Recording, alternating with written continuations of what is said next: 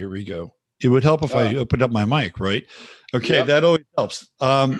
So welcome to Sunday Night AstroLive. We're here with Christopher Knowles, who is a friend of the show, and our last time together was really great, and we learned more about Christopher and a lot of the symbolism and his inner life and the outer life, and where the twain meet. And he had mentioned that he had a really smashing presentation on the astrotheology of 9/11. And I approached him late this week and asked him if he wanted to be on tonight's show. And he had another commitment. There was a cancellation, and the gods intervened and the window opened. And here we are. So I want to thank you personally for making time to be here and be with us to break this down. But before we do that, I want to share your background a little bit here with folks.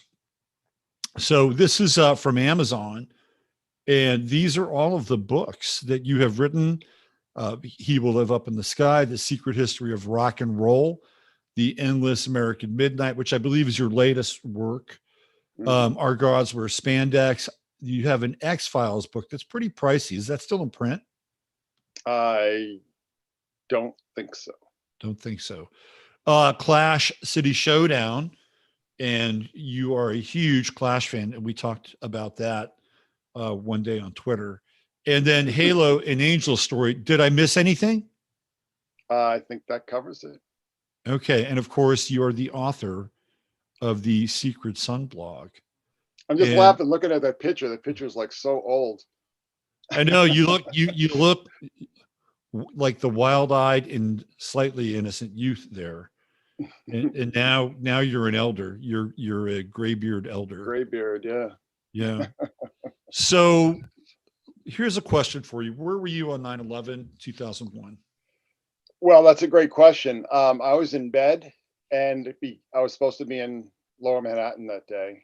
I was working for a company called MediaWorks on Lafayette Street, and I was pretty much in New York every day during the months of August and September, because a friend of mine who lived right across the street from the World Trade Center on South End Avenue, we were working on a screenplay together.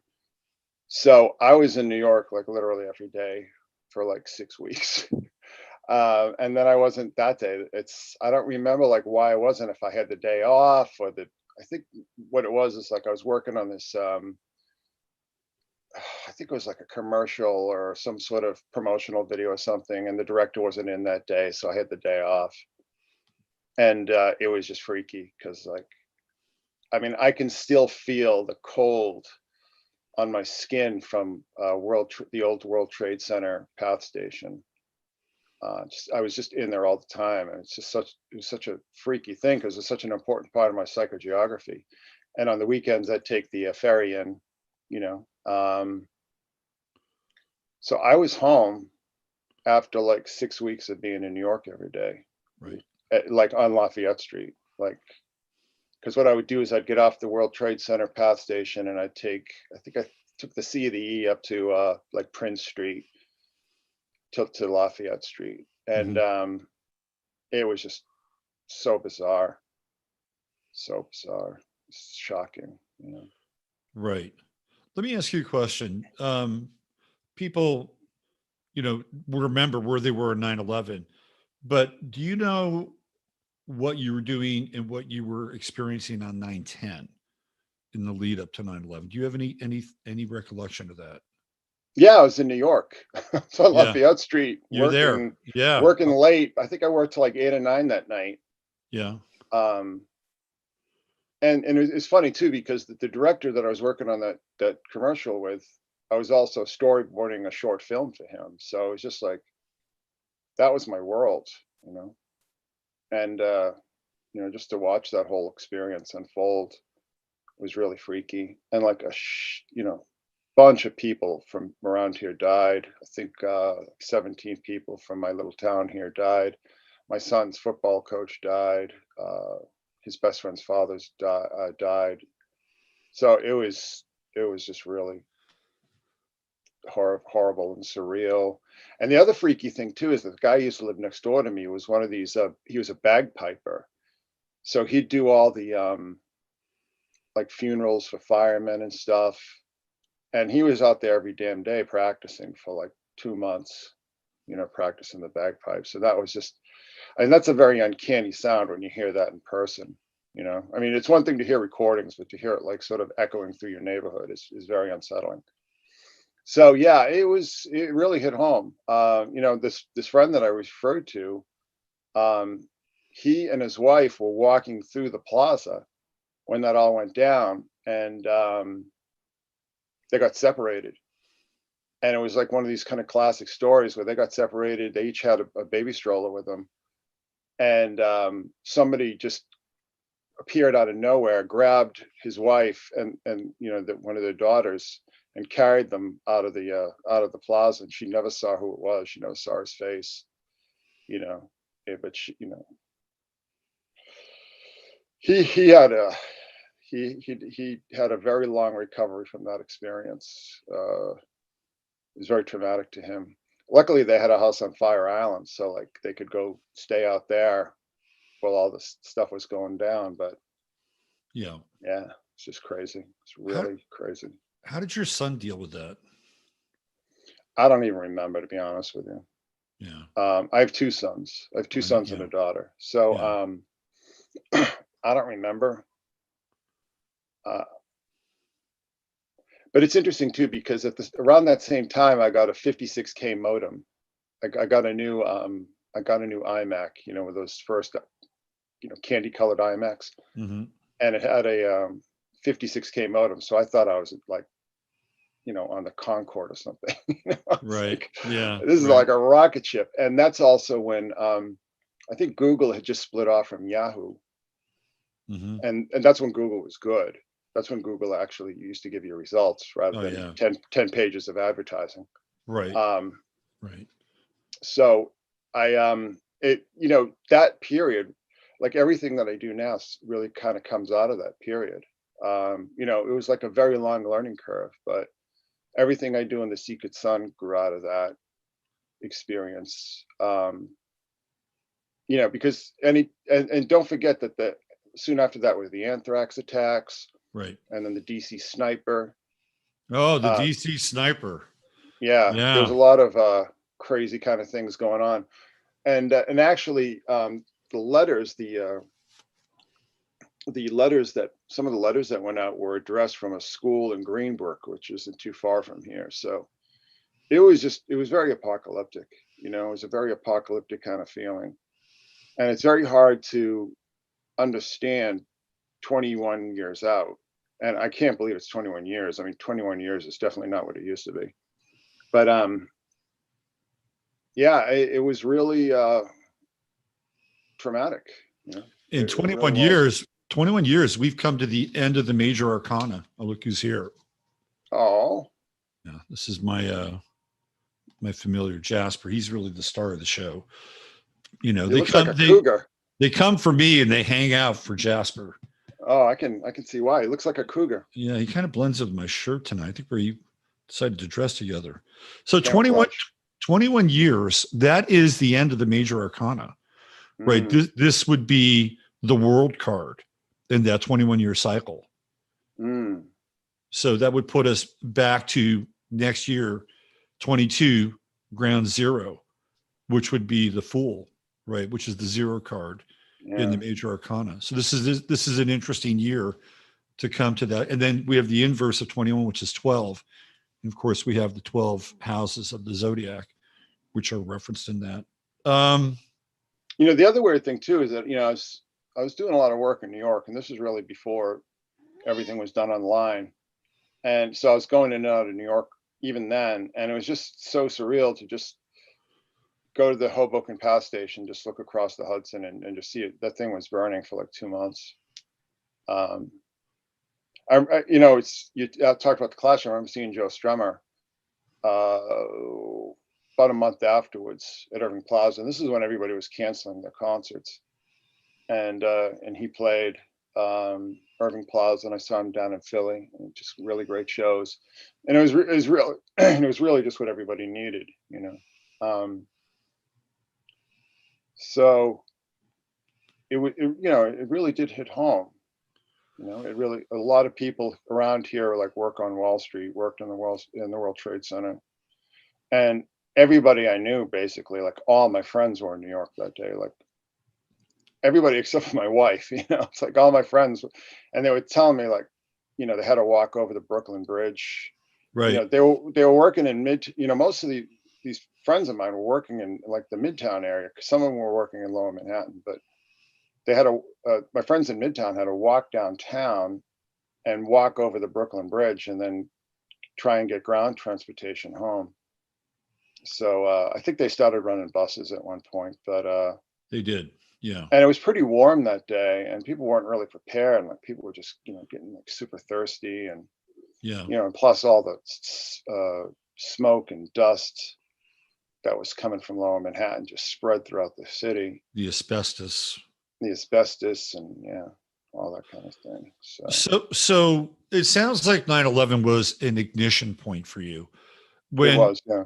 When it happened, obviously it's disorienting as hell for you, and you have to deal with literally collateral damage in your life.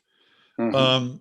Did you have, what was your relationship with the commonly held narrative that the media was selling at that time? Were you buying it? Were you just in shock? Like, where were you with that? I was in shock, to be honest with you. Yeah. It felt like, when it's one thing to look at it from a distance and you can be more objective, but like when it reaches into your life like that, Right. you don't feel very objective. Right. It took me a while. I think the thing that really snapped me out of it was the invasion of Iraq. When that went down, I was just like, forget, I at that point in time, that was like April 2003. That's when I just completely. Yeah, it took a while for them to get there, right? To sell the whole thing, so that the American people were more or less wanting this mythical revenge for this event that happened. Mm-hmm. And by that time, I was pissed. I mean, my own personal story, I wasn't anywhere. I was completely on the other side of the country when it happened. But I remember when it happened, I was in this relationship, and I looked at my girlfriend at the time and I said, "We're fucked now. We're fucked because nothing will ever be the same after this." And it hasn't been. No, to me, that's everything. Everything good either died or experienced a slow death. It started to die, and I look at my life as like pre and post 9/11 now. Yeah. And everything that I kind of really held dear either just died or started to die. And in some cases the dying process was slower than others, right? But and it just, like I said, though, the invasion of Iraq was really, that was my true red pilling. That's when, I mean, because I hated George Bush all along. I hated his father. Right. I just hated the Bushes. I hated the neocons. I still hate them, even though, I was like a pretty hardcore Democrat too. And but like I said, that whole Iraq thing was just such a red pilling for me. And at this point in time, I can't even tell you why. But I remember where I was when that war started. I was working. I had an office next town over, and I was working like, this is when I was doing a lot of advertising, and I was working like literally around the clock sometimes. And it was like 2:00 in the morning when like they started bombing, and I just, everything just changed. I just was like, you can't go back. And I'm not even exactly sure what it was. I don't, like, looking back, I don't know why I just was so snapped out of my days at that point in time. I mean, I'm by nature, I'm very anti-war. So that had a lot to do with it. But it was just an experience, and just remembering what a complete and total clusterfuck that the Bush administration was, and Cheney, and it's so surreal, like being somebody who used to be a Democrat, watching Democrats embrace Mitt Romney and George Bush and the Cheneys and just all these like evil bloodsuckers. Yep. And I just, it's surreal because it's like, my whole life was like hating those people. And now people who call themselves Democrats, they're not Democrats, they're Rockefeller Republicans. Right. It's just welcome to the uniparty. I mean, that's really the war party. What it is. Yeah. Right. I had a realization that I posted a tweet on the other day, is that it occurred to me that the real purpose of the FBI is to go after people who might or do pose a real or imagined threat to the war machine. That the FBI's true mission is to keep the bombs dropping. And it's been that way since they started, like in the 20s, like with the Palmer raids and the Red Scare and everything. It was all about the war, up into the 60s with the SDS and the Black Panthers and all these other groups. It was all about the war. Yeah. And then into the 80s with like the militias and everything. Right. It's all about the war. And then with the Muslims after 9/11, all about the war. Right. It's really their purpose.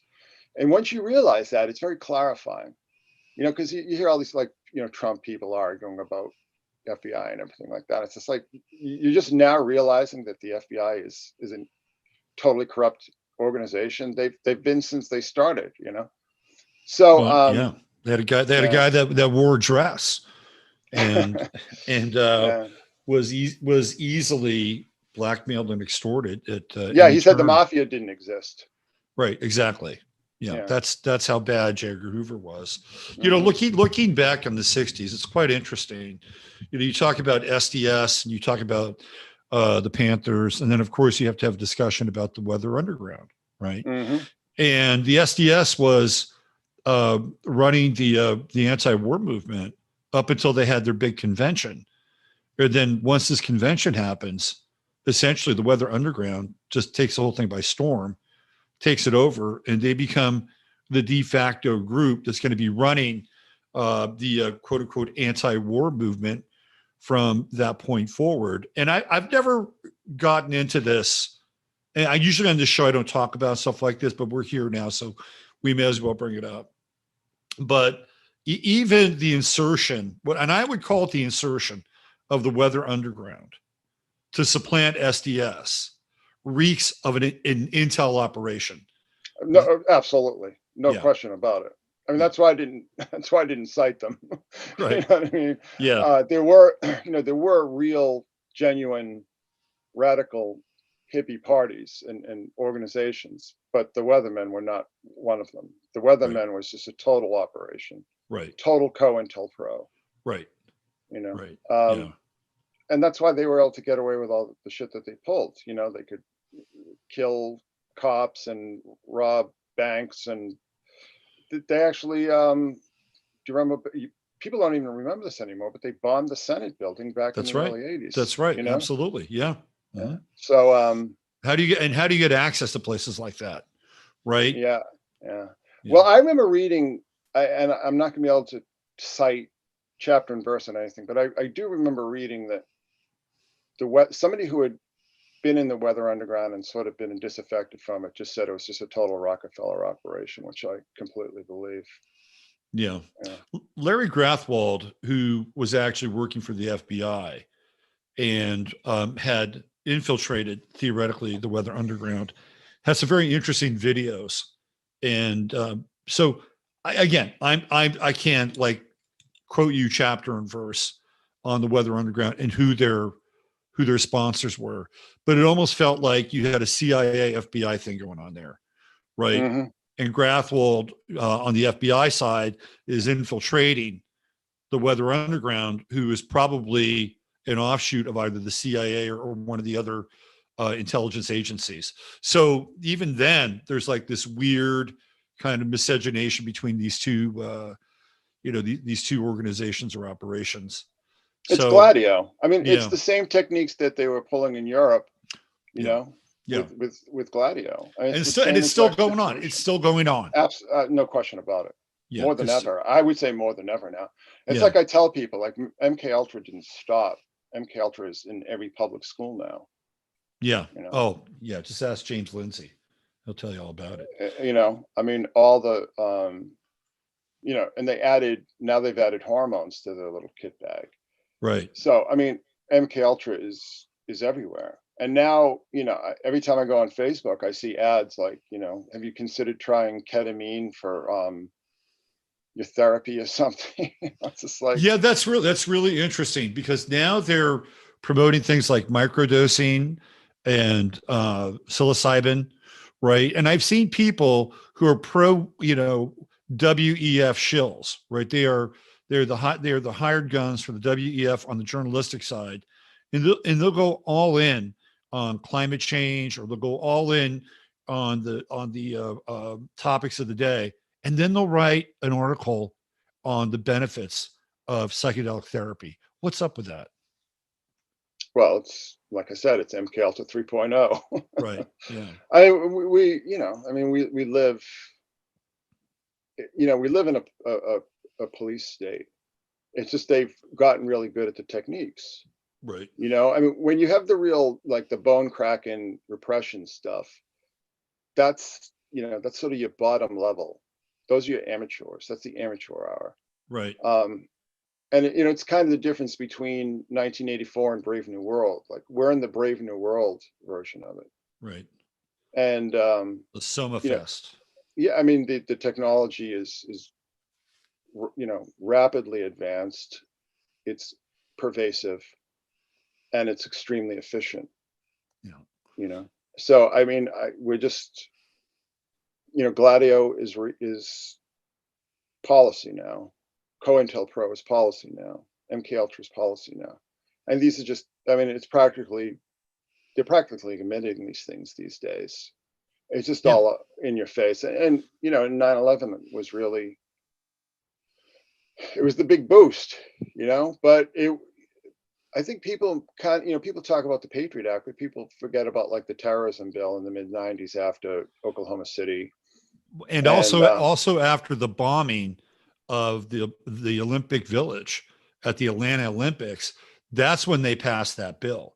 They passed that anti-terror, and I was in Atlanta, and I was maybe 250 yards away from the Olympic Village and where that bomb went off, just less than an hour before it happened.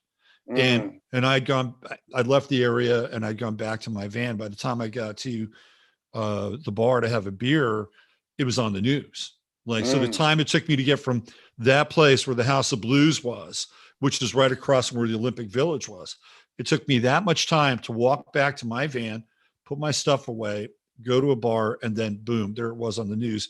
And then shortly thereafter, the anti-terror bill passed. That's when it all. But they were preloading everything. Like Tim McVeigh, there's another FBI operation right there.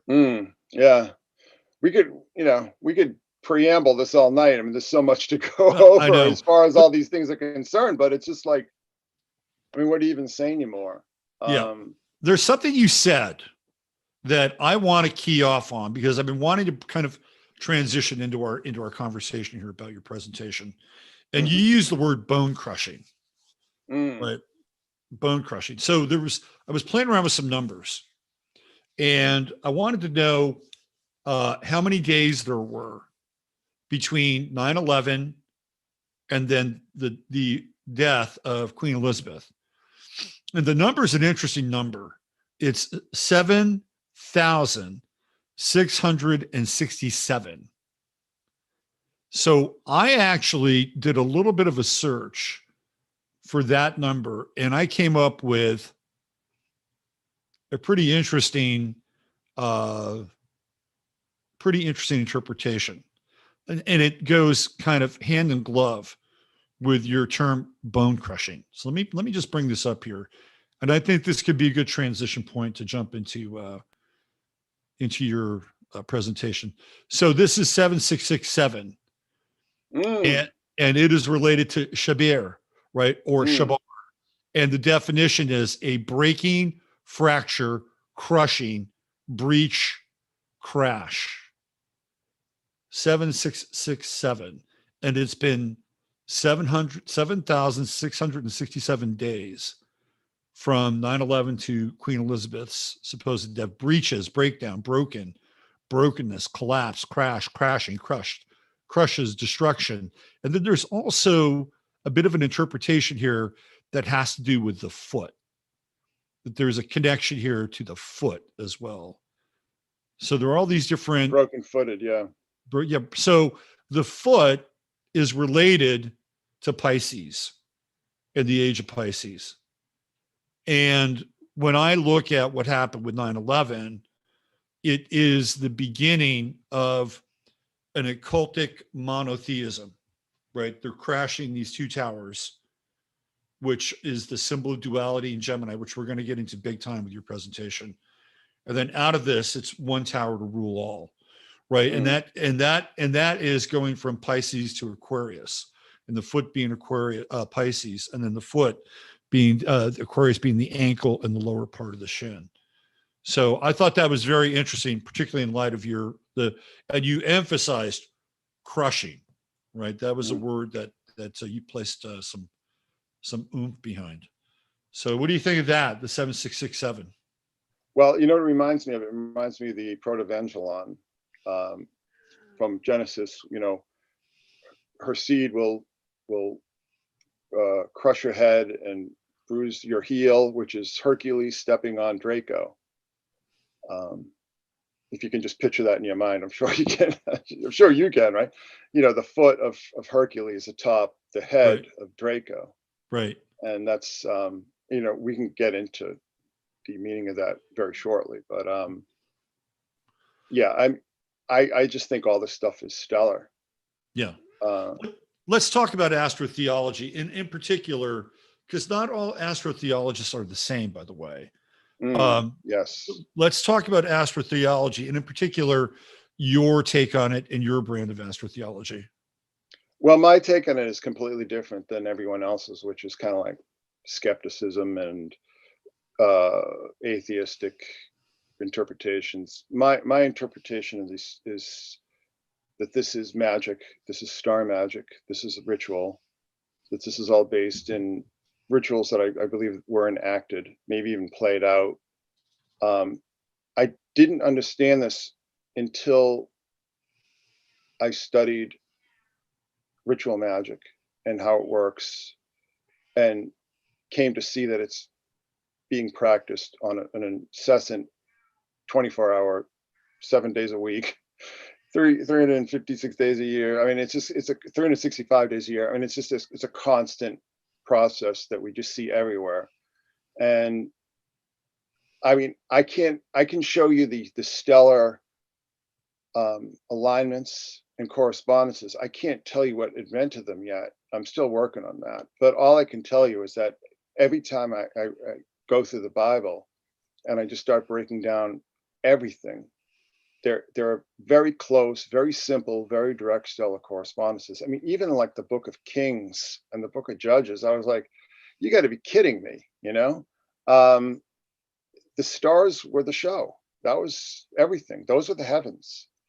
You know what I mean? I think that we can't even barely see the stars anymore in most places. You know, if you're in a suburb or a city, you can barely see the major constellations. You can barely see the brightest stars in the sky. Sometimes you can't see them at all. Right. But no matter where you were in the ancient world, you could see everything all the time. And it was, if you've ever been under, I'm sure you have, and I'm sure a lot of your listeners have been under a bright night sky, it makes a very big impression on you. It's really something. It's really something. And this was the show. This was the staging area. This was the theater. This was the theater of the gods. So I believe personally that a lot of these stories are acting out these stellar rituals, stellar alignments. I'm still working on that. I haven't really perfected that. But I think this whole tendency, you know, like Jesus mythicism. I am not a Jesus mythicist at all. I believe that Jesus was a real person. Mm-hmm. You know, that doesn't mean you have to. We share the same belief, by the way. Yeah, I mean, you don't have to accept the precepts of evangelical Christianity to believe that Jesus was a real person.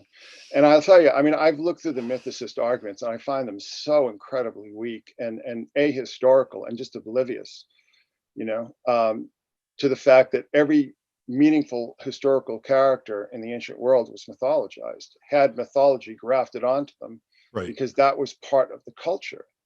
You know, and the example that I use is like there was a movie in the 60s called Jesse James versus Frankenstein's I Daughter. remember that movie.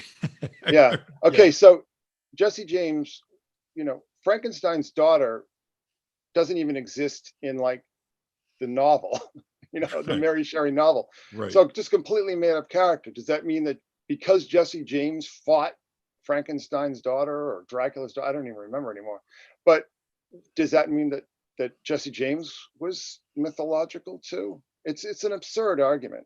These arguments are just very weak. And I think just the fact that there is this rather, you know, large corpus of material about Jesus is testament to his reality. Just forget about all the stuff that's added on. And that, again, that's what they did with everyone back then. It was just, that's how you became, and you know what, it's done today. You know, you talk about the Clash, everything that fans believe about the Clash is a lie. It's just made up. And, you know, it's the same thing with the Beatles. I was watching this thing last night about, like, you know, there's this whole myth that Yoko broke up the Beatles. It's like, no, she didn't.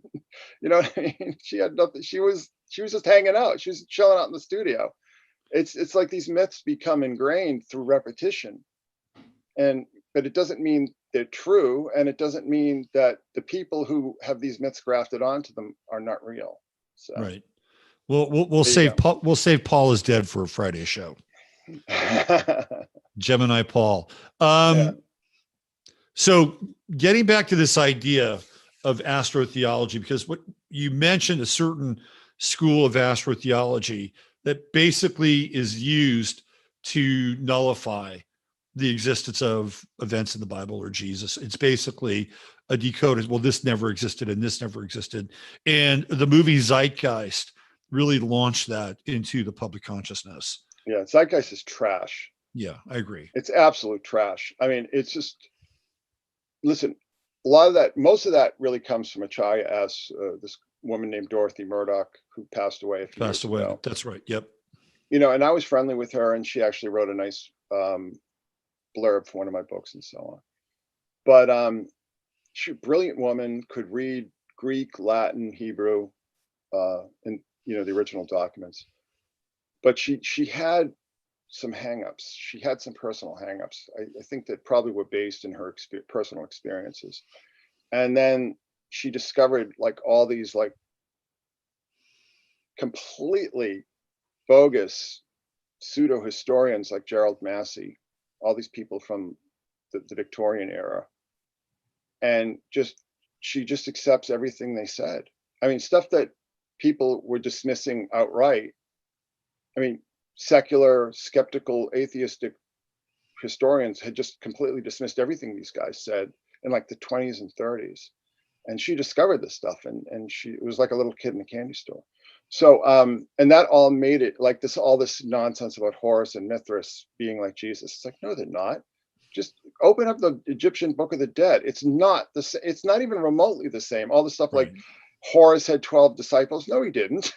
it's all just absolute nonsense. Right. And, you know, then people like Bill Maher run around attesting to this. And it's just like, dude, can you just like take 5 minutes and do like a simple internet search and actually read some of these texts in their original form to just completely debunk everything that you're going around saying? I mean, it's all ideological. So yeah. And really Zeitgeist was the acceleration point for a lot of this. Also, what I thought was really interesting, and they're probably not even connected, but there was, what was the woman's name she was on a ventilator at the time, and there was a big battle. Terry Schiavo. Yes. So that was happening the same time the Zeitgeist thing was going on. Mm-hmm. Now, I'm not saying that they were linked, right? But it was interesting because both of them were taking place in the mind's eye of the collective, or the consciousness of the public. And so you have this one tract of alternative, like history and theology and conspiracy, really hooking people in with conspiracy and getting them to deny the existence of God or the divine. And then you had this family who was pleading to keep their daughter on life support, and the twisted husband who just couldn't wait to, pull the plug. And then our buddy George Bush getting in the center of this thing and basically saying, yeah, we're going to back this. And so I never really made the connection between the two, but I felt very strongly about the Terry Schiavo thing. And I felt like this was murder, that we were witnessing state-sponsored murder. And that that was just a prelude. Look what they're doing up in Canada now. Yeah.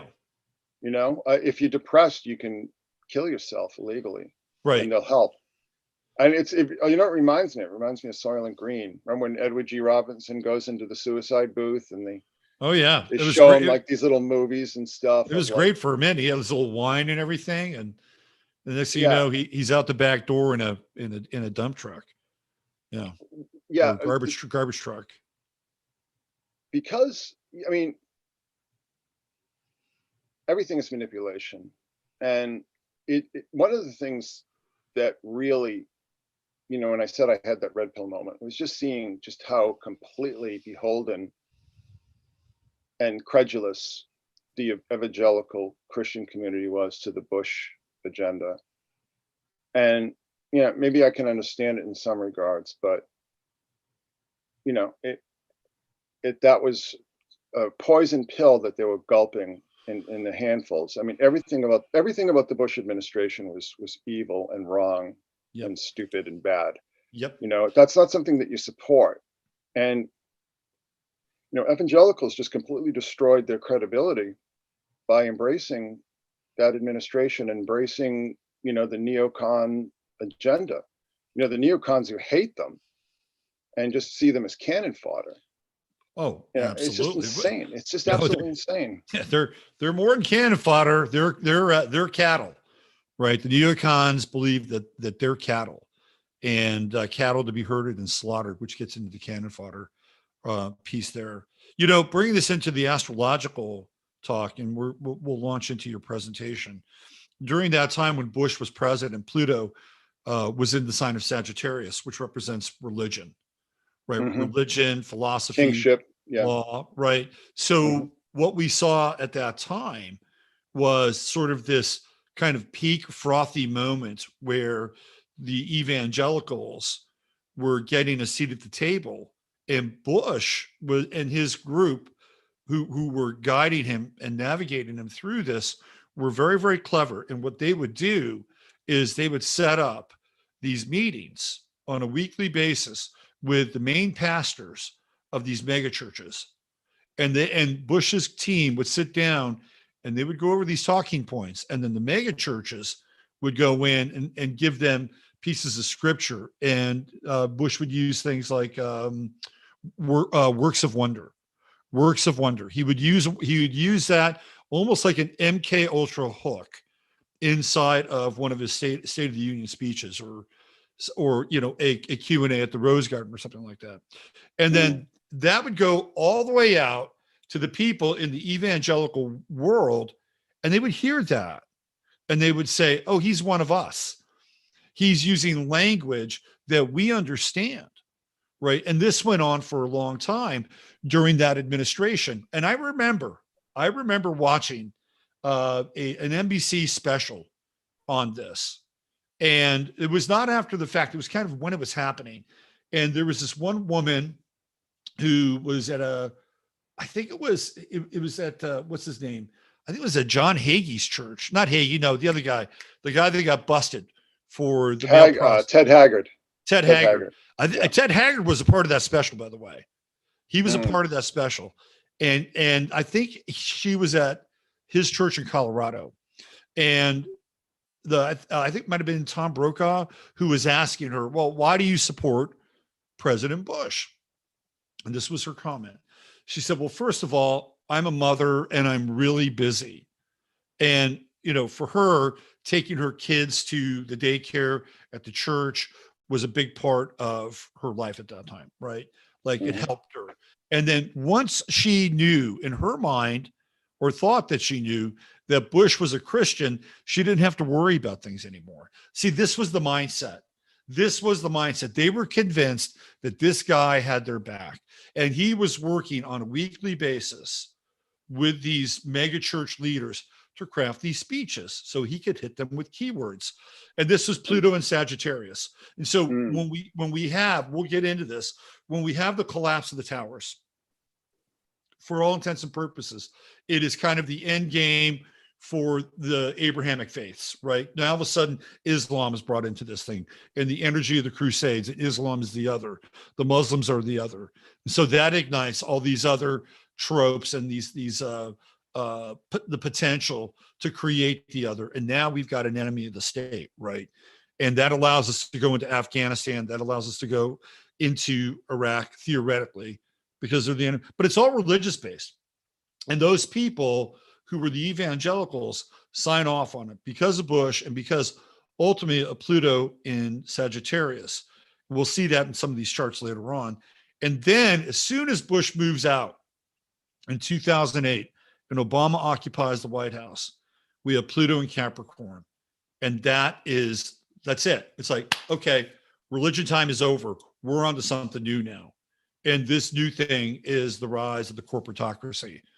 And that brings us pretty much to where we are now and the next iteration of where we're headed, which if we want to, we can talk about that. But let's get into your presentation. Let's dive in here. Well, okay? I just want to add one more thing. The irony of this is that all these mechanisms that Bush used his evangelical support to ram through, as soon as Obama came in, the eye of Sauron now turns on them. That's right. And it's still being used against them. That's right. You know what I mean? Yeah. And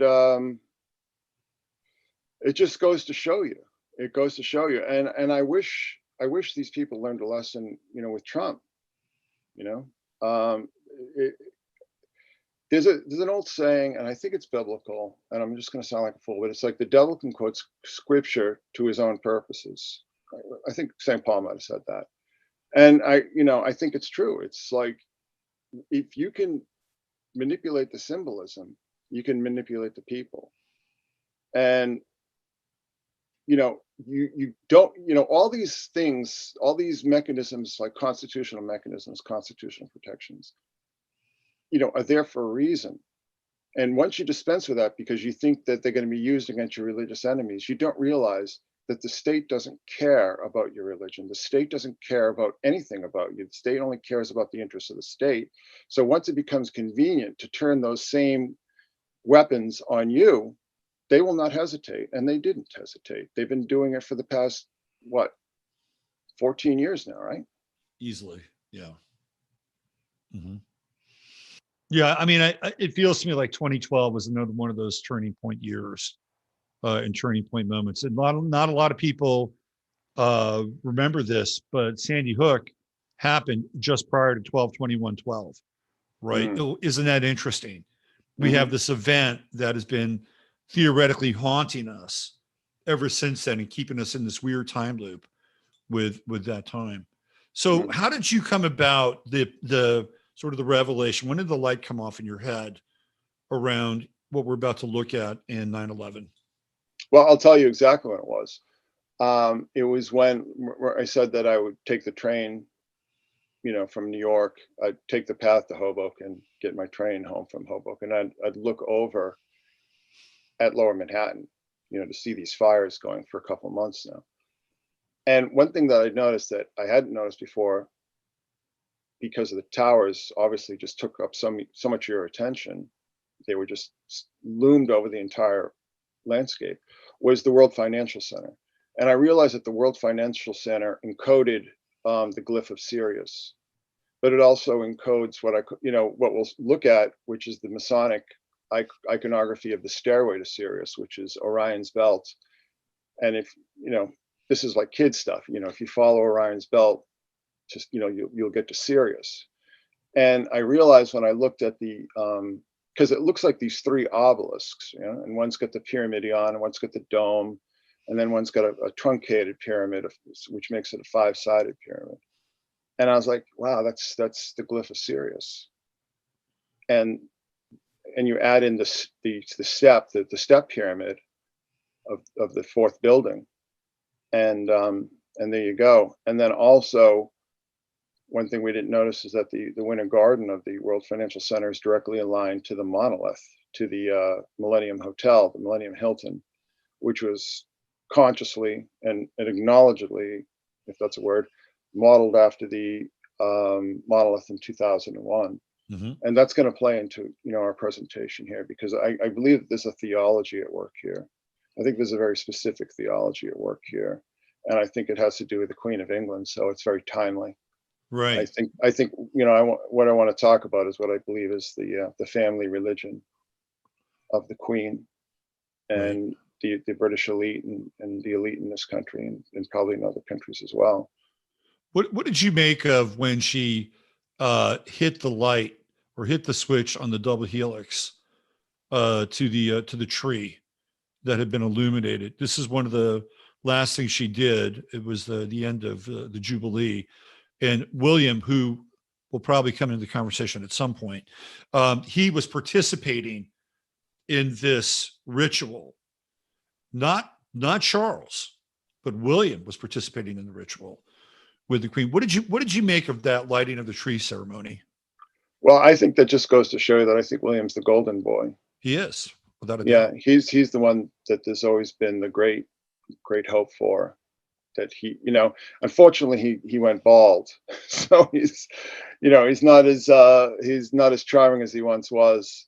And you know, Harry, who I call the bastard ginger, sort of you know, went off on his little tangents with the pearly princess Meghan Markle. Right. So I think, you know, it's not a news flash that the monarchy is obsessively ritualistic.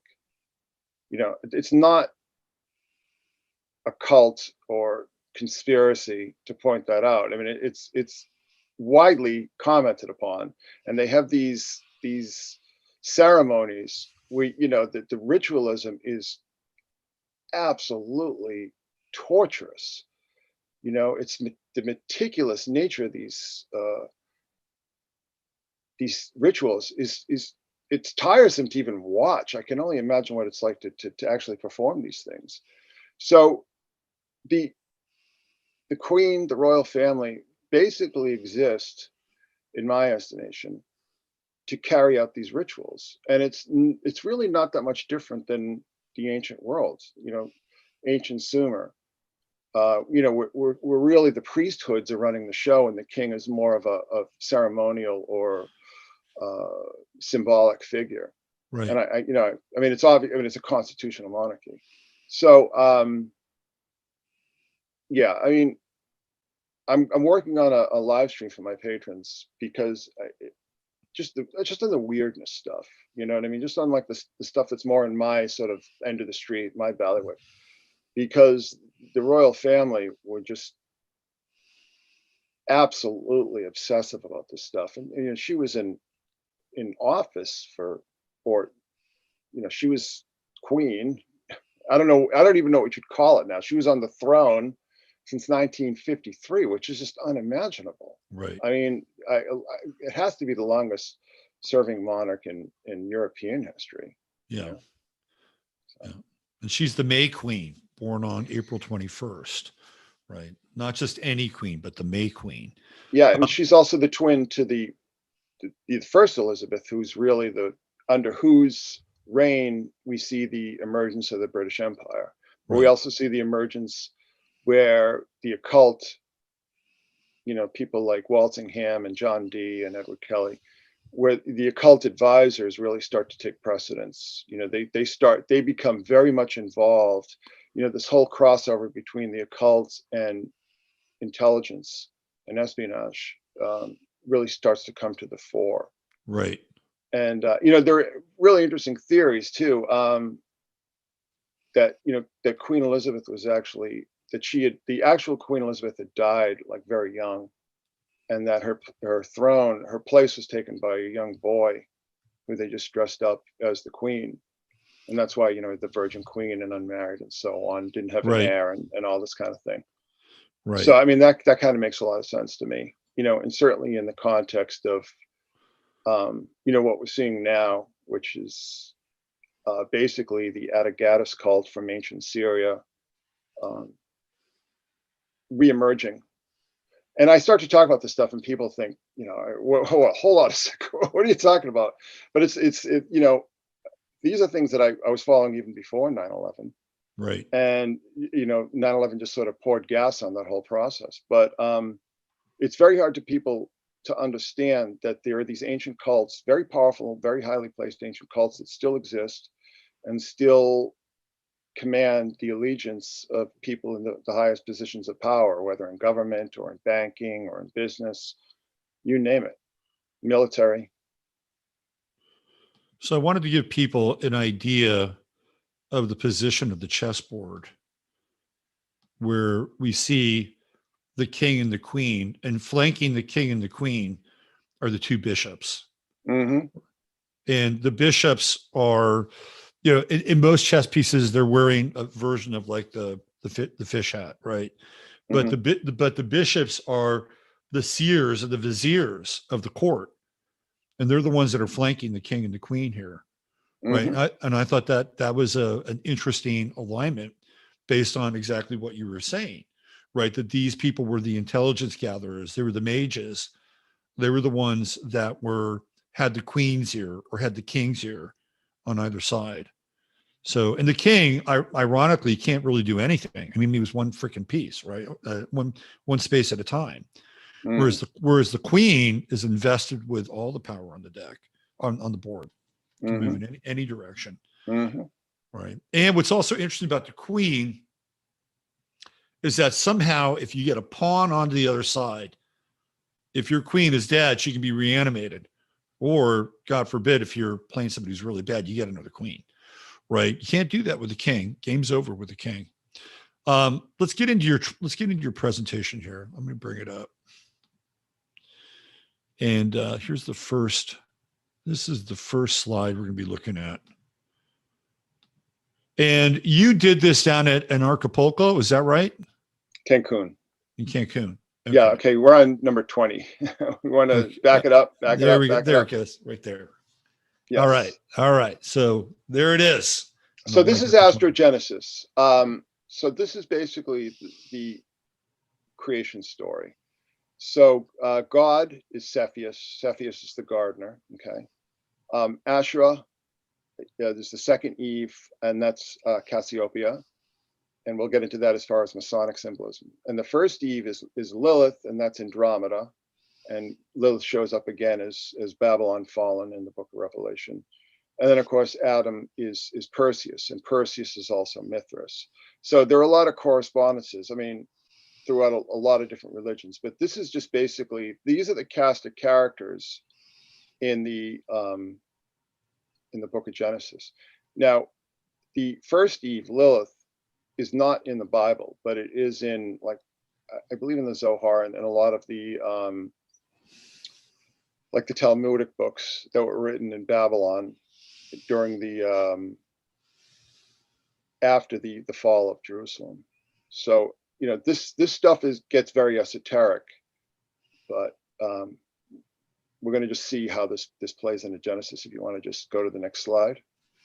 Okay, so there's the whole thing that people are confused by. It's like, then the Lord God made a woman from the rib he had taken out of the man, and he brought her to the man. So if you look at Perseus, and Perseus is carrying the head of Medusa, and we see a lot of Medusa symbolism these days.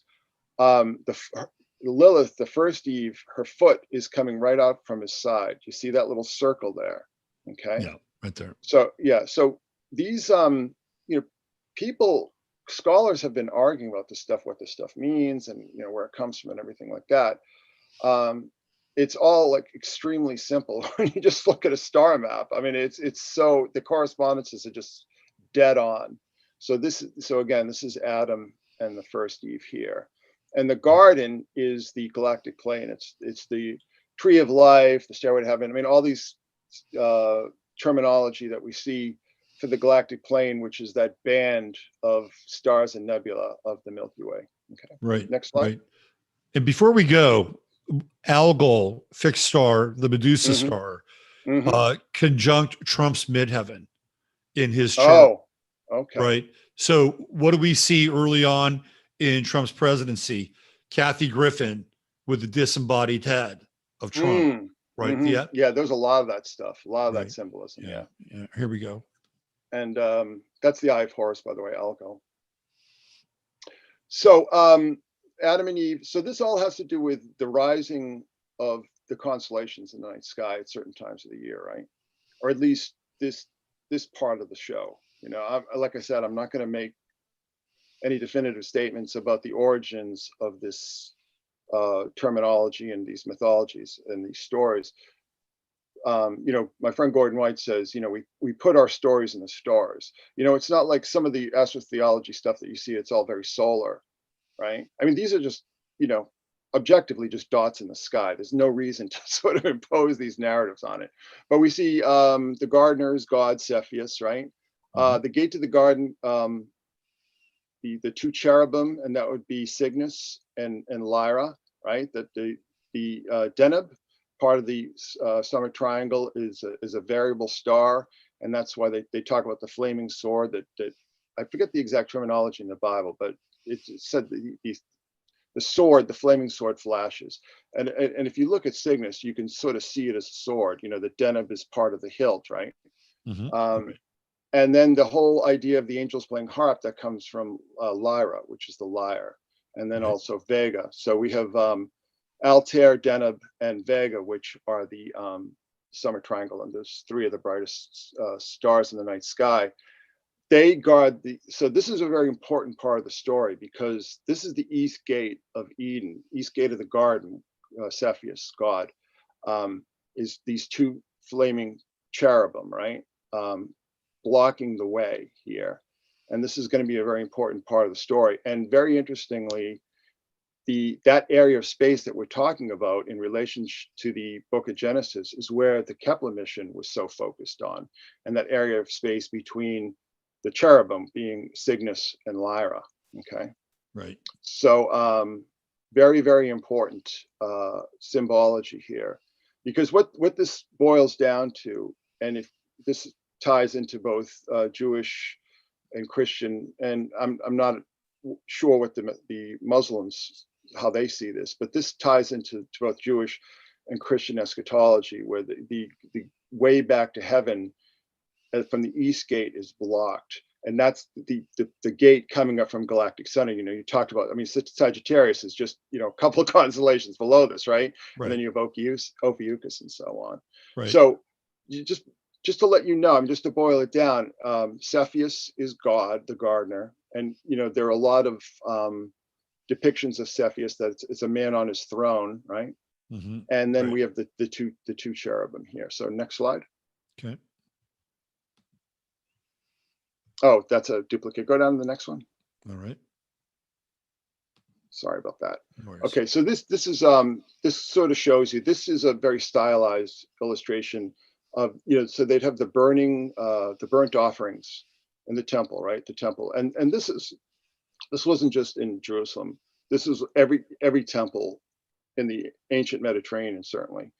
You know, they did the burnt offerings, and it was the goats and the sheep and the bulls, right? So that's Aries and Taurus, because Aries and Taurus take you into the to the west gate, right? The west gate of Eden, which is just north of Orion, and that takes you up into Auriga and to Perseus and so on. So this is showing, you know, this is appealing to God with the burnt offerings. And then we see these two cherubim here with the heads of the evangelists and so on, and we Cepheus, and in this case, Cepheus is Christ. The Milky Way here is the burnt offerings, you know, these censers and so on, that they would have just below Ophiuchus, and Ophiuchus is very often corresponds to the priesthood in a lot of these stories. We have Ara, which is the altar, which is just beneath, I believe, just beneath Scorpio, right? Yeah. And galactic center is the teapot, right? The teapot. So I mean, it's all right there. I mean, this is all we see this, a lot of these icons and symbols and idols of the ancient world are star maps. So this is just basically a star map. So Ophiuchus is the priesthood. We see this a lot. Ara is the altar, galactic center, the teapot, and then the Milky Way is the smoke from the burnt offerings and the incense. All right. Now, so Cygnus is very important here, and just to make this timely and bring this up with the Queen, back I think in 2016 there was Exercise Cygnus, which is they were wargaming COVID-19. I remember that. Yep. Yes, but at the same time there was a whole host of stories about swans. Swans stabbed and beheaded in London parks. That's from 2017. And then what I call the royal scam, which was Harry marrying his beard, the pearly princess. The queen swans may have been killed by bird flu outbreak. So basically what this is that this is a symbolic attack on one of the cherubim, the main cherubim with the flaming sword blocking the east gate of Eden. And I'll explain to you the meaning and the origin of the symbolism. It all has to do with the fallen angels and so on. So, but this is all part of this ritual cycle that has to do with storming the gates of heaven, the stairway to heaven and so on. Okay, here right? we go. So there's a very common misconception that steeples are obelisks. What steeples actually are is that they're depictions of Cepheus. You see it right here. Yep. And since this is all being designed by Freemasons and so on in the Middle Ages, they understood all this stellar symbolism. So the church, the goal of the church, right, is to return to the garden, return to God, return to wholeness and so on in the heavens and so on. So I mean, you're just going to see this. It's very, very clear, this correspondence here, that the steeple is Cepheus. All right.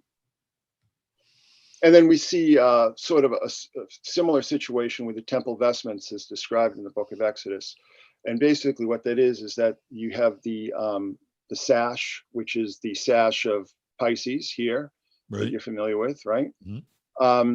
And then the square with these gemstones is the square of Pegasus here, mm-hmm. right? Yep, yep. And then, there are very various descriptions of the turban, but the turban is once again Cepheus. Right. Yeah. So I mean, the correspondences are just direct. They're one-to-one. It's like, Pisces, Pegasus, Cepheus. And again, right. All of this is about returning to the garden. And the turban being the crown or the hat or the crowning achievement on top of the crown. Exactly. So this is Jacob's ladder. Jacob is Ophiuchus. Esau is Hercules. And we see this a lot in the Bible, Moses and Aaron, for instance. And Moses' staff, right, that he dips into the Nile, and the Nile being the Milky Way, is serpent's coda, the tail of serpents there that he dips into the celestial Nile here. Here, yep. Right. And then when he lays his head on Jacob's pillow, the stone is the body of Scorpio. So again, we see the two cherubim. Well, in here it's Aquila and Cygnus, but Lyra is actually because the angels play the harps here. I just highlighted it there because it is kind of like this. It's a progression too, right? It's an ascent, essentially. It's an ascent to heaven. Yes. Right. Okay. Real quick, and we see the same thing here. I mean, we see the same thing. So we see the winged angels going up and down the ladder, and that is these three bird constellations. These constellations depicted as birds that take you up to God, that take you up to Cepheus. Real quick, just a little brief detour. The movie Jacob's Ladder. Mm-hmm. Have you spent any time with that movie? And the symbolism? I've watched that movie at least 100 times. So it's the wrong guy. it's an incredibly powerful movie.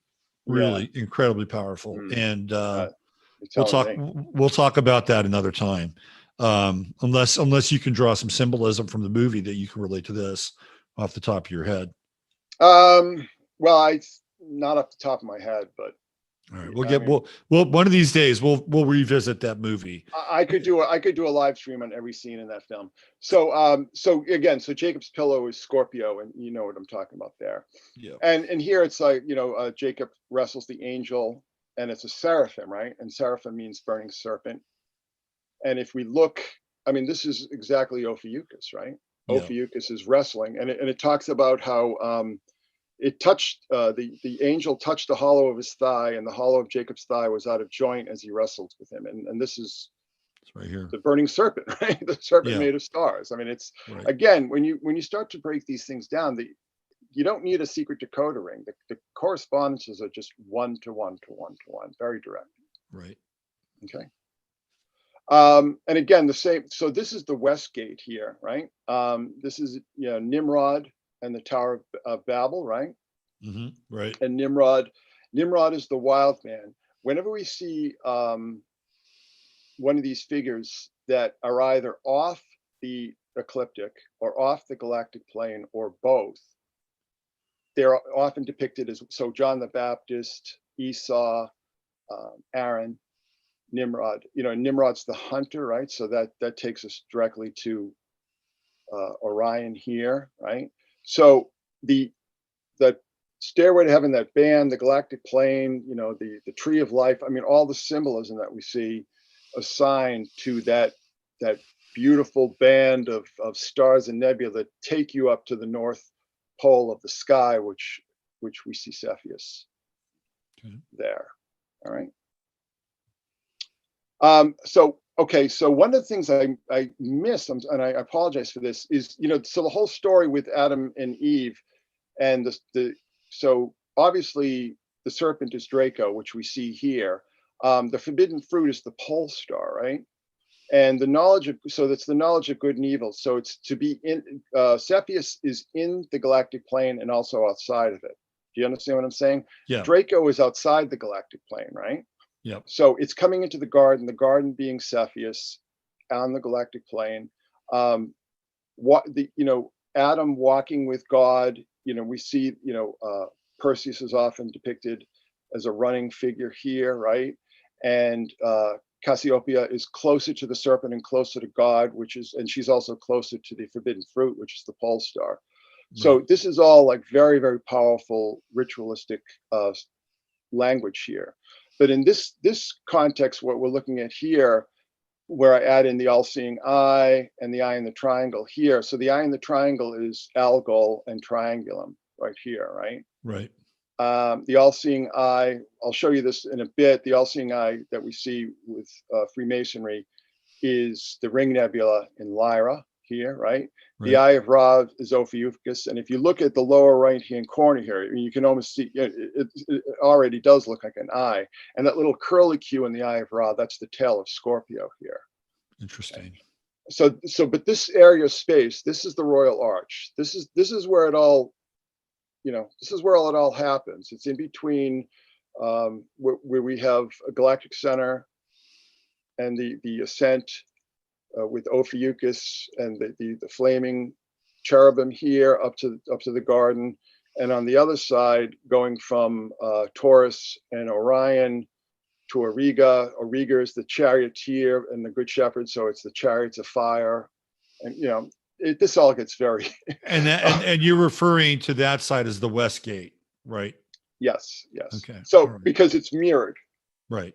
So we see this, we look at it as a map, but it's mirrored in heaven. So right. I just aligned it there, because often what we see is that you'll see Ophiuchus on the left side of the page on a lot of these star maps. Okay. So this is Stairway to Sirius. This is the first degree Masonic tracing board. The anchor is Canis Major, and if you look at a lot of depictions of Canis Major, it does look like an anchor. So the stairway is Orion's belt. We can get into what the three columns represent, but you'll see that the three columns have the mason's tools leaned up against them. I'll show you exactly what they correspond to, because that's directly connected to the Hiram Abiff story. But again, so the Stairway to Sirius, following the belt of Orion up to Sirius. Okay. Okay, so let's go. Is that the Uh, right one? Yeah, that's the next. That's the next slide. yes. So this is the second degree tracing board. Gemini also, obviously the Gemini is Boaz and Jack and Castor and Pollux. These are the two Right. gates that stand guard to the inner temple. You see Auriga here at the top of the bottom of the stairs. The ecliptic is the river here, right? The zodiac, right? Yeah. And the Yep. stairway to heaven again is that part of space that Auriga takes you up to. Perseus stands at the gates there. The Right. dove is Cassiopeia, and up here we see the Star of David or the hexagram with G. G is Gardner, because don't forget that this symbolism comes from English speakers. So the G in Masonic iconography corresponds to Gardner for Cepheus, because that's the goal, is returning to the garden. And we see the same symbolism here on the third degree. The coffin is Auriga, which can either be a hexagon or a pentagon, right?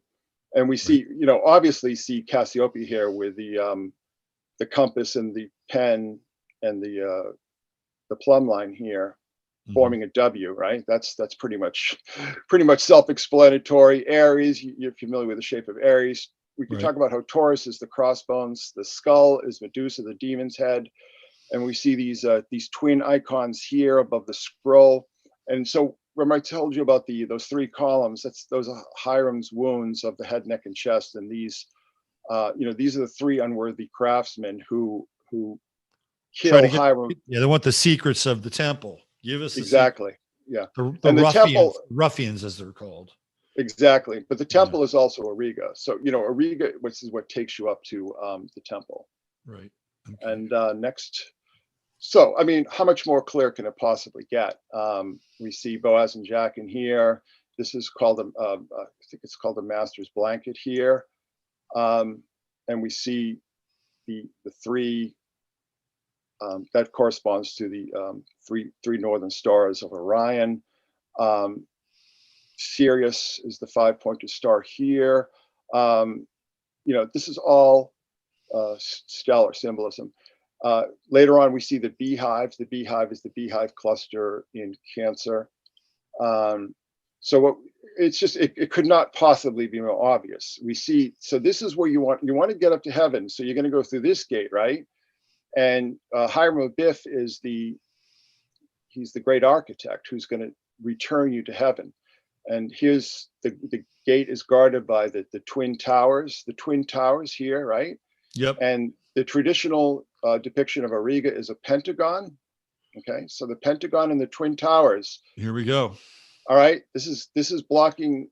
This is your way to get up into heaven. You have to get past the twin towers and take Auriga, the chariots of fire, the good shepherd, to heaven. And so what are the two main icons we see here? The twin towers and the pentagon. So the Eastern Star. We're putting the pieces together. By the way, another very interesting movie, The Good Shepherd, with Matt Damon. Very underrated movie.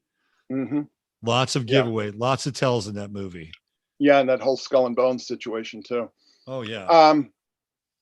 So again, now this isn't just the Freemasons, okay? Because John Adams and John Quincy Adams were involved directly in the creation of the Great Seal, okay? And the eagle and the shield and so on, that's just Lyra. And this is not supposition. It was actually Lyra on a lot of the early documents. And actually they wanted the national flag to be Lyra. Right. So we can see here on the right, all right? Yep. So Lyra, Vega, Las Vegas, right? You know what I mean? Vegans. Yeah, it's all very, very heavily loaded. But this is one of the angels. This is one of the cherubim guarding the gate. But it's also the angel who plays the harp. And that's exactly what we're seeing here. And also Vega is one of the brightest stars in the night sky, isn't it? Yep. This is something that might need a little walkthrough, but the all-seeing eye, this particular, everybody knows this image here, right? Yeah. They were very interesting sort of prototypes for this, but this didn't take shape until the Ring Nebula was discovered. Now, the Ring Nebula was discovered while they were working on the Great Seal. They started working on the Great Seal. They didn't really get too far with it. And then they reconvened a few years later after the Ring Nebula had been discovered. So the Ring Nebula here is the all-seeing eye. And if you look on the left, you'll see the outlines of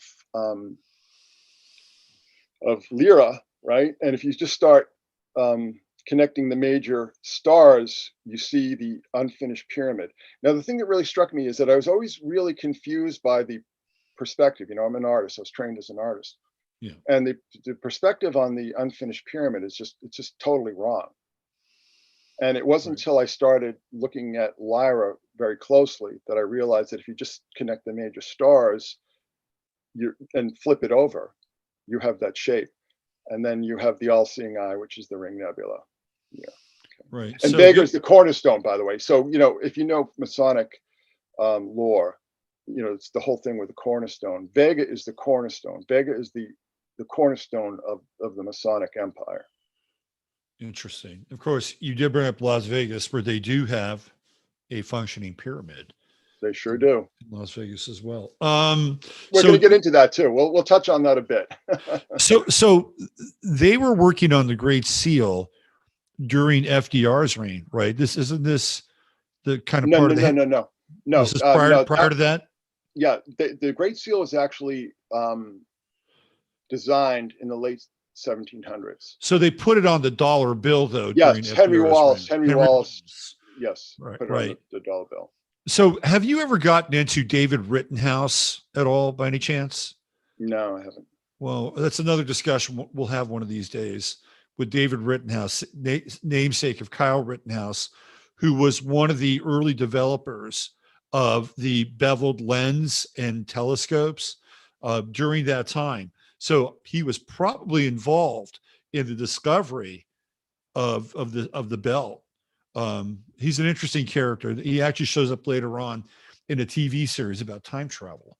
But the point I want to make here is, so there's a misconception that this is Masonic. Right. The Adams, John Adams and his son, John Quincy Adams, were militantly anti-Masonic. And as a matter of fact, John Quincy Adams ran as presidential candidate, I think in 1820, on the anti-Masonic party ticket. That plays into 9/11, by the way. Okay, well, we can discuss that. We can get into that. We'll get into that. I'll show you how that fits into 9/11. Yeah, okay. So this is not, there is a misconception that this is Masonic, when actually this was designed by two, or the design was shepherded by two pretty militant anti-Masons. That doesn't mean they were anti-secret society. Well, that's what I was going to ask you. If they were anti-Masonic, what were they pro? Were they pro-Rosicrucian? What was their standing? I believe that John Adams was a member of the Order of the Dragon. Okay. So I don't believe they exist anymore. But so if we just click down. So this is, again, getting into more of this Masonic symbolism. When the anti-Masonic party rose to prominence, a lot of the Masonic lodges that were running these colleges just changed their names to like Phi Beta Kappa and Knights of St. Pythias. And my kid is pledging now for a in college. So yeah. So I mean, basically what happened is that, the Masonic, it was a Masonic rebranding, but the most notorious and the most militant of these was Skull and Bones. And if you look at Taurus, when you connect the Pleiades, we see the crossbones here. The skull, of course, is the demon's head of Medusa here. Right. And the coffin that they lie in while they masturbate is Auriga. So again, this all has to do with ascending, storming heaven, crashing heaven's gates, so to speak. Now, this one on the right, the bear market and bull market, when I looked at the I look at star maps more often than I would like to admit to, but I noticed that the bear points down towards the ecliptic and that the bull points up. Now, when I went to see what the origin of these terms was, it's just all this usual flibbity flu nonsense. And I was like, well, let me just look at the star map. It's like, yeah, bear is down, bull is up. I think that's Right. pretty clear. Pretty straightforward. Yeah. Pretty straightforward. And all this stuff is very straightforward. It's just all so simple. It's all just like the correspondences, like I said, just could not be clearer. Right? Scroll down. All right. Okay, so again, so here's the Stargate. This is the Stargate. This Is that Tom Brady? No, that's MacGyver. It looks like Tom Brady. Yeah. Right. Okay. It does. Yeah. All right. Sorry, I had to interject there. So we see Orion, the Great Pyramid, right? Yeah. I mean, I'm sorry, the Great Architect. The Grand Architect of Solomon's Temple, which is Auriga here, right? Right. Capella is Solomon and the kids, the goat. And then we see the two towers here, Gemini, Castor and Pollux, right? That's right. Yep, right there. So, if you see here, Orion has this, so we see Betelgeuse there, and his arm comes up where he's carrying the lion's skin, right? And that gets you, that's Orion is the one who puts you into the river, into this, gets you through the Stargate here, and the Stargate is so the Stargate is where the ecliptic meets the galactic plane, okay? Right? And that which is guarded by the and we saw that in those Masonic tracing boards. All right. So this is very interesting. The moon at 8:46 on 9/11/2001 was at the precise intersection. The moon was directly in the Stargate there. Right. In the sign of Gemini. Yes, and we see we also see Jupiter in Gemini, which is kingship. We see Saturn in Taurus. Taurus being the enemy, the war in heaven between Orion and Taurus here. Right. Okay. So I mean, just smack dab. No, this is not right at the gate. Right at the gate. I mean, yeah. It is right here. This is not going to represent Western mundane astrology, but I think it's a really, really good stepping off point, especially with the moon. The moon is critical as we'll move into this other kind of exploration here.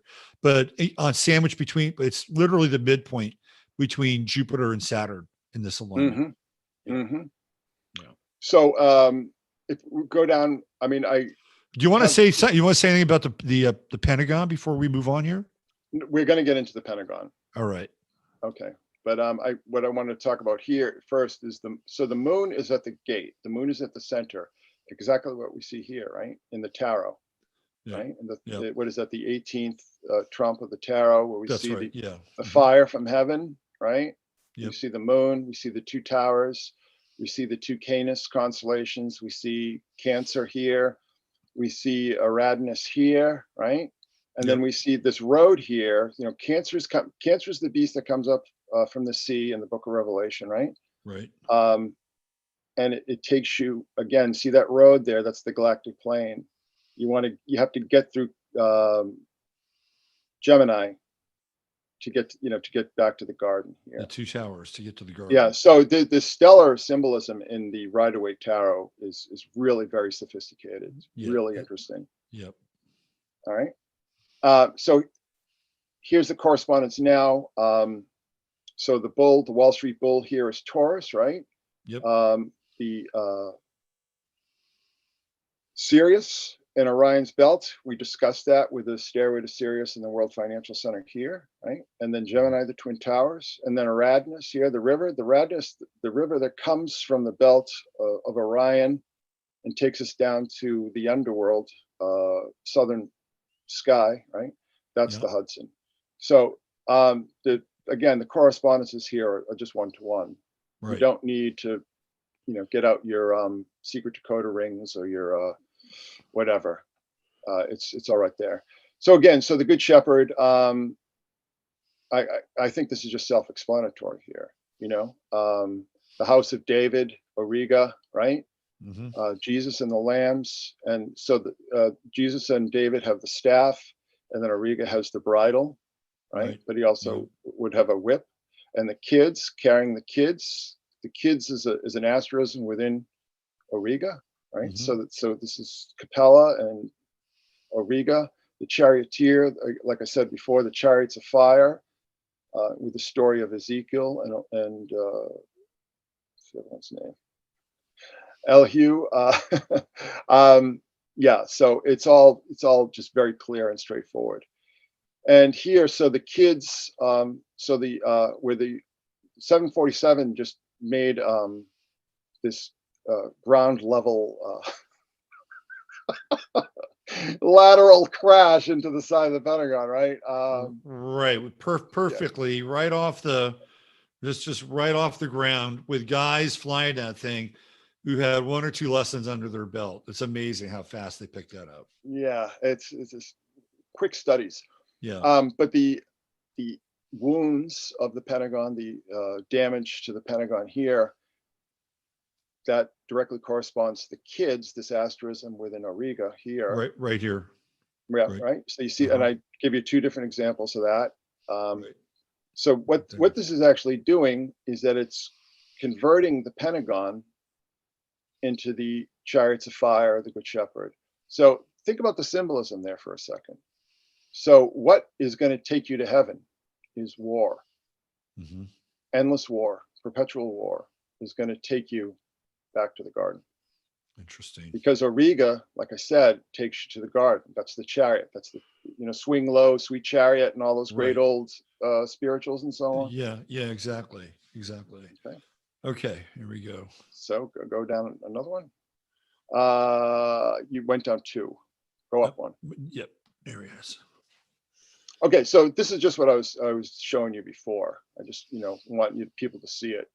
And again, this is where it all starts with me. I'm going in and out of New York all the time. I always stop to look over at the burning towers, which, like I said, burned till December basically. And I just noticed the World Financial Center. I'm like, oh, okay, there you go. And there's a correspondence with the Pyramidion, the dome, and the 5-sided pyramid, the stairway, which is Orion's belt, the 3 steps here. And then we have the Royal Arch, right? The Royal Arch there. Here. Yep, right there. Which we're going to see as a Stargate, and the Stargate taking us to the monolith, 2001. Okay. Right? And then they did, these 2 towers of light here. Again, that's the celestial tower, okay?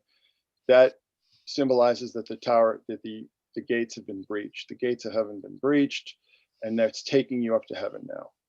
So very, very, very clear symbolism here, and just the same thing. And just in case anybody thinks this is all supposition on my part, the whole story of Sirius, the only dog that was killed. So there's a dog named Sirius that was killed. Oh my God.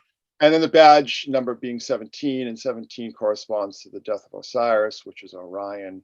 So Sirius and Orion being encoded, a Gemini. It's that is nuts, man. That is like some major astro synchromysticism with the death of the dog named Sirius and badge 17. If he even existed. I mean, this is all ritual magic. Right. So let's just say he did for the sake of a good story. Sake of argument, right? Yeah. So here's where we start to get into the meat of our story, right? Now, the Millennium Hotel is based on the monolith in 2001, right?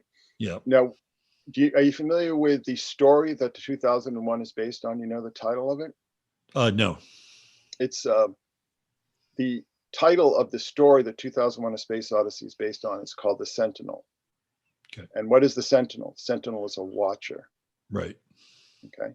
So we see the Royal Arch, and when you go inside, there's this promenade linked with these palm trees of the genus Phoenix. So I know you think that this was all done for your benefit, but actually it's oh no, I'm just along for the ride, man. Yeah, no, what I'm saying is never mind, bad joke. The Royal Arch, the rising sun and the Royal Arch, the rising. So this is all very heavy rebirth symbolism, isn't it? Sure, absolutely. Right? Yeah. So what role does who's being reborn? Who's being reborn? This is about the rebirth of the Watchers, because the Watchers, the angels who watch, the angels who fell, the angels who mated with the children of men or the daughters of men. I think that this is who they worship. So this is an invocation for the Elohim, is what you're saying. Not the Elohim. The Elohim of the offspring. The Elohim of the divine council. Okay, so the watchers would be like some Jaza and Azazel and this one and that one. So it's the host of 200 who came down to Mount Hermon. So these are the fallen angels, the watchers of the fallen angels. Angels, yes, exactly. Okay, all right. And so what we're seeing here is symbolism. Again, it's all that rebirth symbolism is directly aligned with the monolith, the sentinel. The sentinel, and what is the sentinel in 2001? It's the same thing as the watchers. The sentinel comes down and teaches man the ways of war and all this kind of stuff, right? Technology. That's exactly as the watchers. The watchers come down to Mount Hermon, right? Right. Yeah. I mean, the layers of symbolism in that film are really pretty thick. But you see here the pit of Ground Zero, looking very much like 2001. Yes, the pit of Tycho, and you can't see it in this image, but right over the pit is the belt of Orion. Okay. So it's the same. Again, it's the same symbolism here. And then in the reflection here, we have the One World Trade Tower or Freedom Tower, whatever they call it now. Is that what we're looking at here? Yes, which is Cepheus, as we'll see. Okay. All right. Okay. So just go down. So this is just an aerial shot showing you that the Winter Garden of the World Financial Center directly aligns with. And this is the Royal Arch. Is this the Royal Arch? Yes, that's Royal Arch. And then we see Cepheus here, the One World Tower. So is this headed southeast? Is that the direction that this is aligned with? Yes, that's exactly right. That's exactly right. So it's southeast, and it's across the footprint of the towers here. And we'll see what that corresponds to. So this is the West Gate then? Yeah, yes. Okay. This is how the Watcher Angels who've been imprisoned in the underworld, which is the area of space, the abyss below the ecliptic. Okay. That they're going to be released from their prison. They're going to be reborn into our world through these alignments, as we'll see. Right. So again, just showing you the correspondences to Cepheus with One World Tower, pretty self-explanatory. Right there, it's on all four sides, right? Right. Yep. There you go. Now here's where it gets interesting. So these birds in flight, it's just getting interesting now. Is that so the birds in flight coming up from the underground? These are the Watcher Angels headed towards Cepheus. I mean, it could not be more direct and clear, right? Yeah. These are the Watcher Angels coming up from underground. This is the new path station, right? Yeah. Coming up from underground, taking flight, returning to the garden. Wow. Straight there. Okay. Right there. And then we see the correspondences here. So One World Tower, Cepheus, Pegasus here that we saw with the breastplate of the Jerusalem temple garb, right? The priestly garb. And then Cygnus. Remember we talked about Cygnus and all the symbolism with Cygnus? Yep. So Cygnus corresponds. So it's like 1, 2, 3 right here. Okay.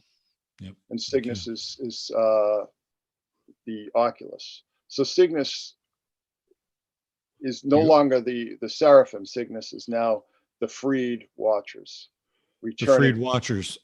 So returning to heaven. This is the sculpture that is emerging from the earth. Mm-hmm. That's Cygnus. Okay, that makes sense. And the black square, this is this the square Pegasus. Square Pegasus.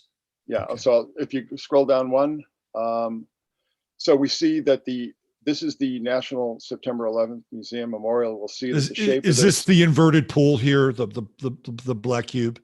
Yes. Okay.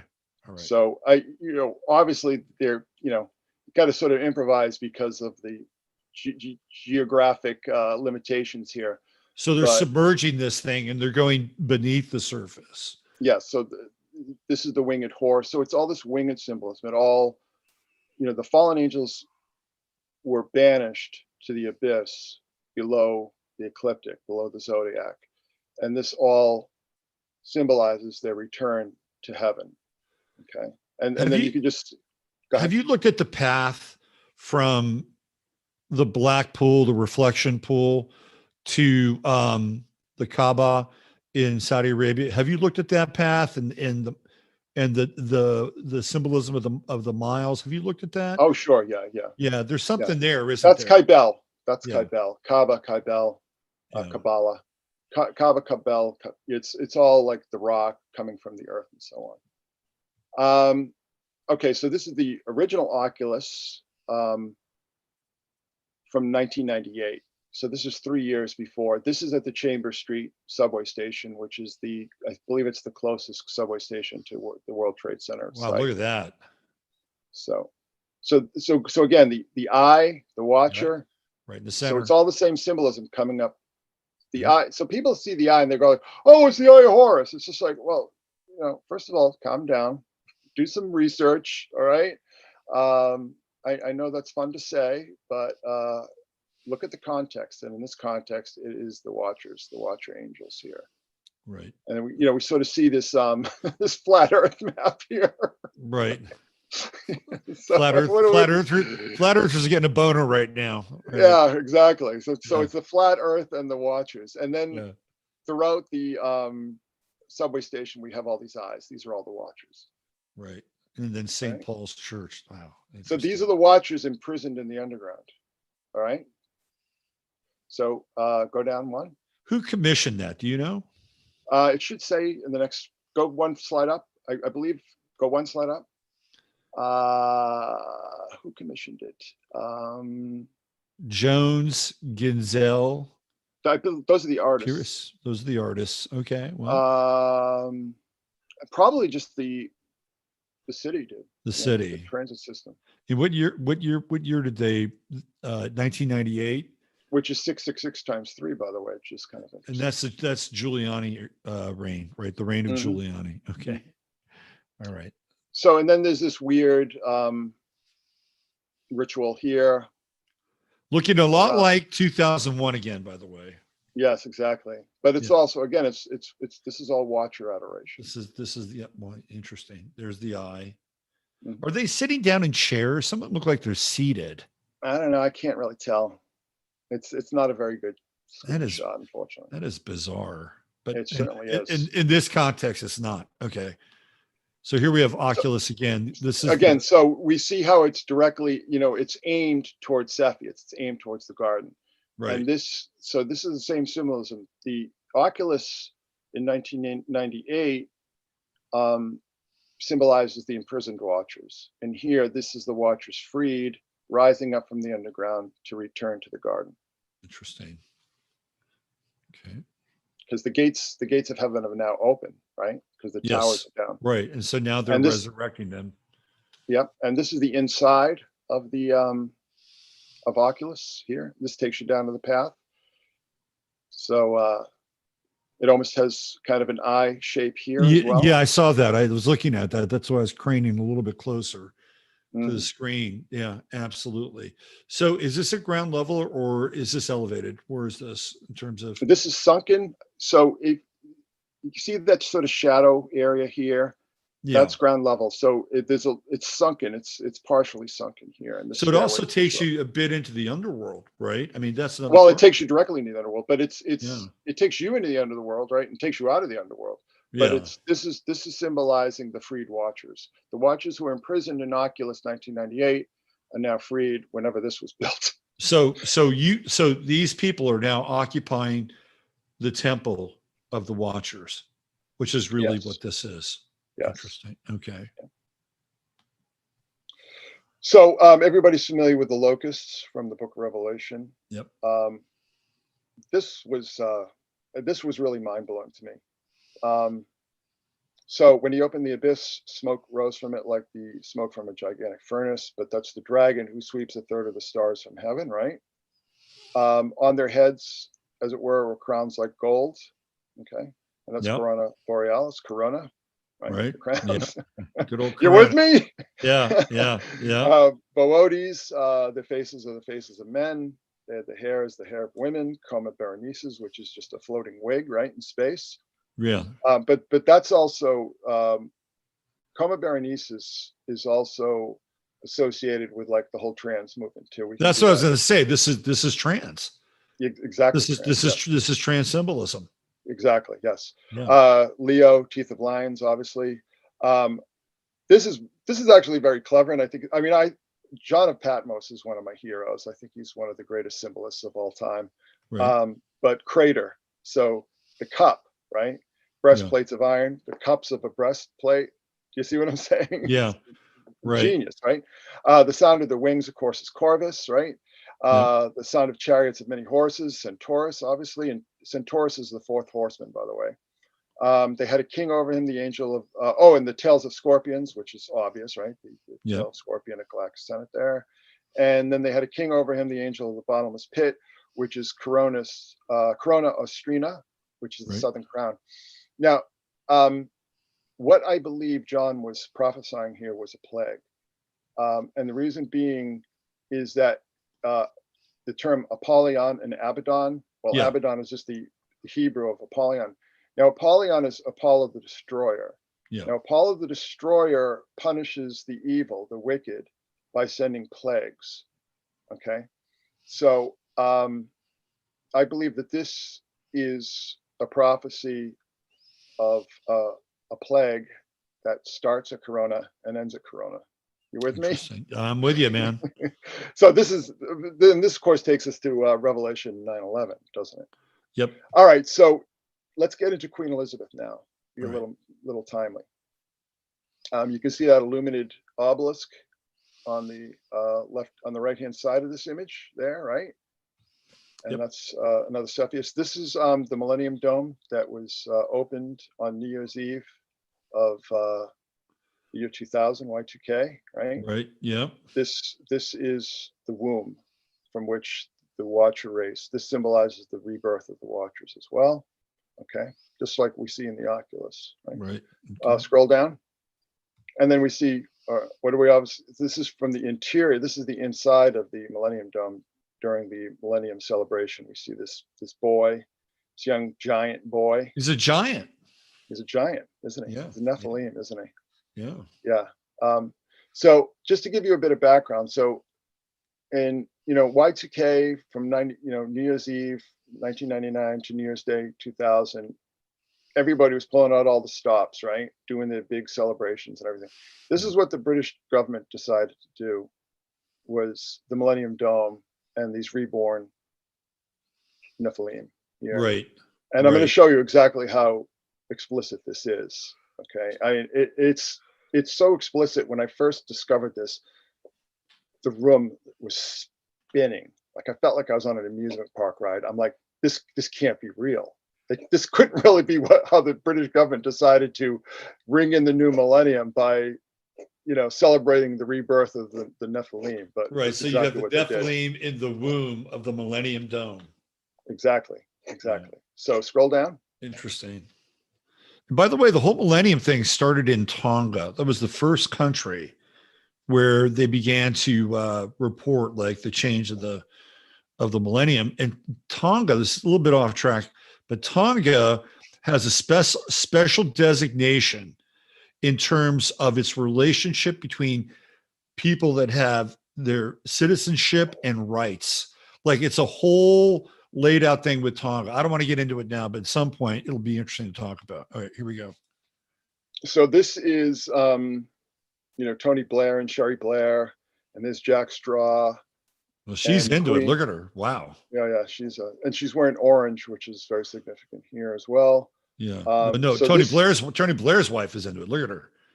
Oh God, yeah. And she's so orange and purple. So secondary colors, both of them, right? Yeah. So this is red and yellow. If you're into that kind of thing, there you go. And then Tony Blair with the big red tie. Yeah. So this is how they ring in the new millennium. And I'll scroll down. Of course, that's the May Queen. And this is what they're watching. They're watching the Millennium Dome show, which depicts the destruction of the Tower of Babel. Interesting. And this production, it was put on by people associated with Cirque du Soleil. a guy named Mark Fisher, who's basically the man who created the modern mass ritual that we see in all the Super Bowls and some of the big rock concerts and stuff. You know, U2, Rolling Stones, Lady Gaga, all these big shows. But we see this in all the big halftime shows that suddenly got very ritualistic, right? So in the past 20 years. So and then Peter Gabriel. Go ahead. What? No. So this guy is an occultist. Obviously, he's an occultist, and they've drafted him to create these occultic settings and rituals for all these events, which are charged moving forward. Right. I mean, this is his gift. Yeah. Right. So what were we going to say about Peter Gabriel? So Peter Gabriel, of course, is a huge globalist. Started that group called the Elders. You know, big global governance group. So they destroyed this tower.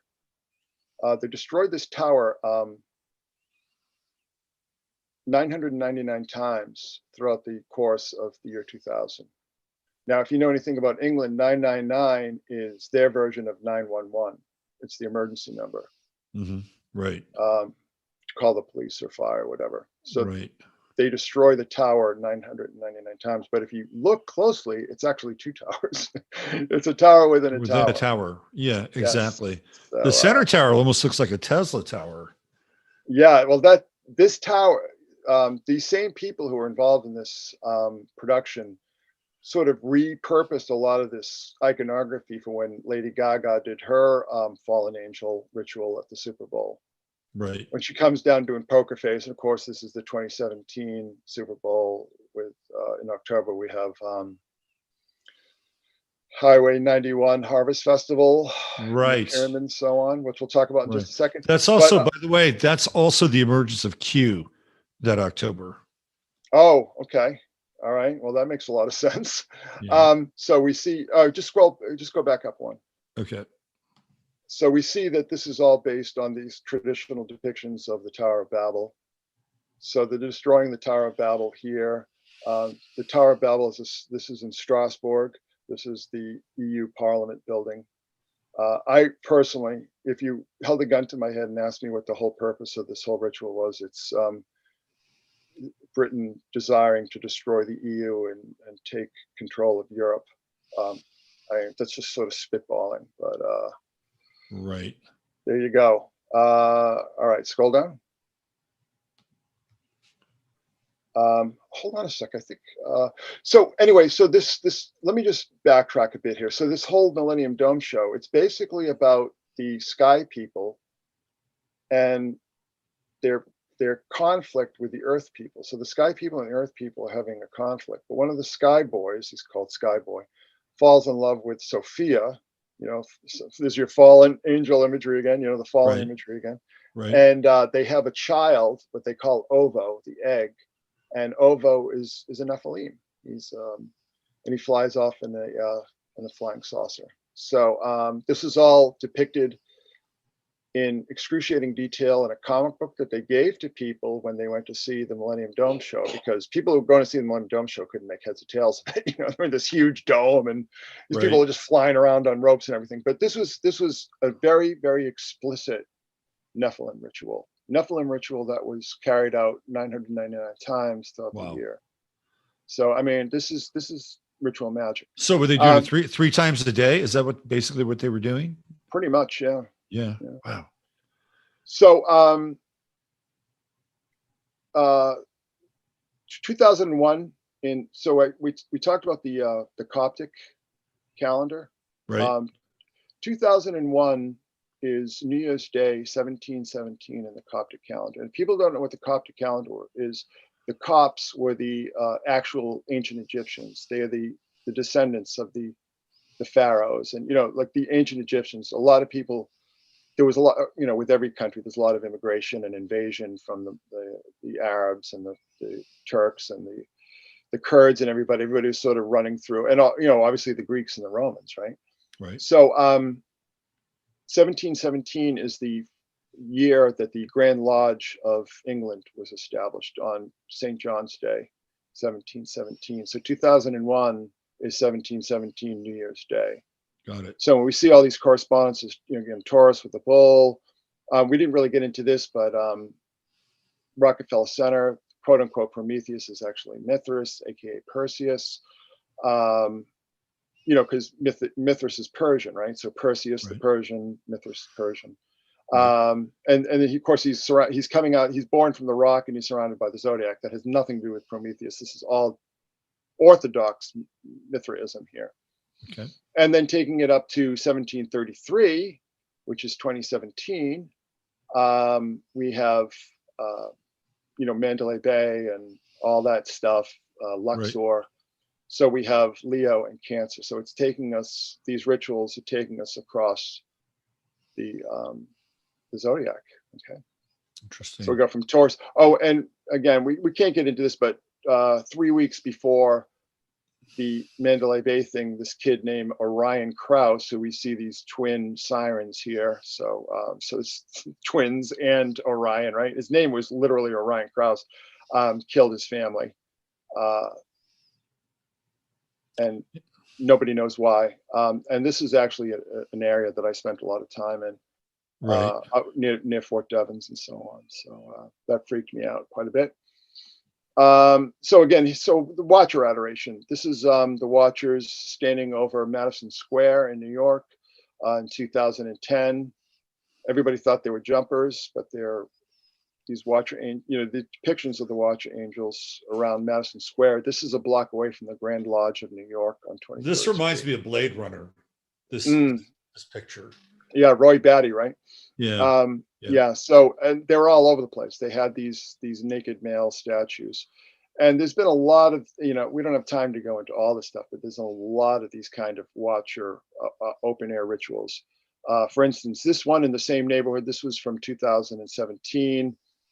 This gets into the whole idea of the orbs and so on, which is connected to, with these angelic beings and so on, that they were actually these orbs of light that took human form. This is Madison Square, not to be confused with Madison Square Garden, which is on 33rd Street, but this is a block away from the Grand Lodge of England.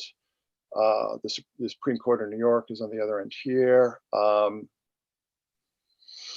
Pretty heavy stuff. The Supreme Court of New York is here.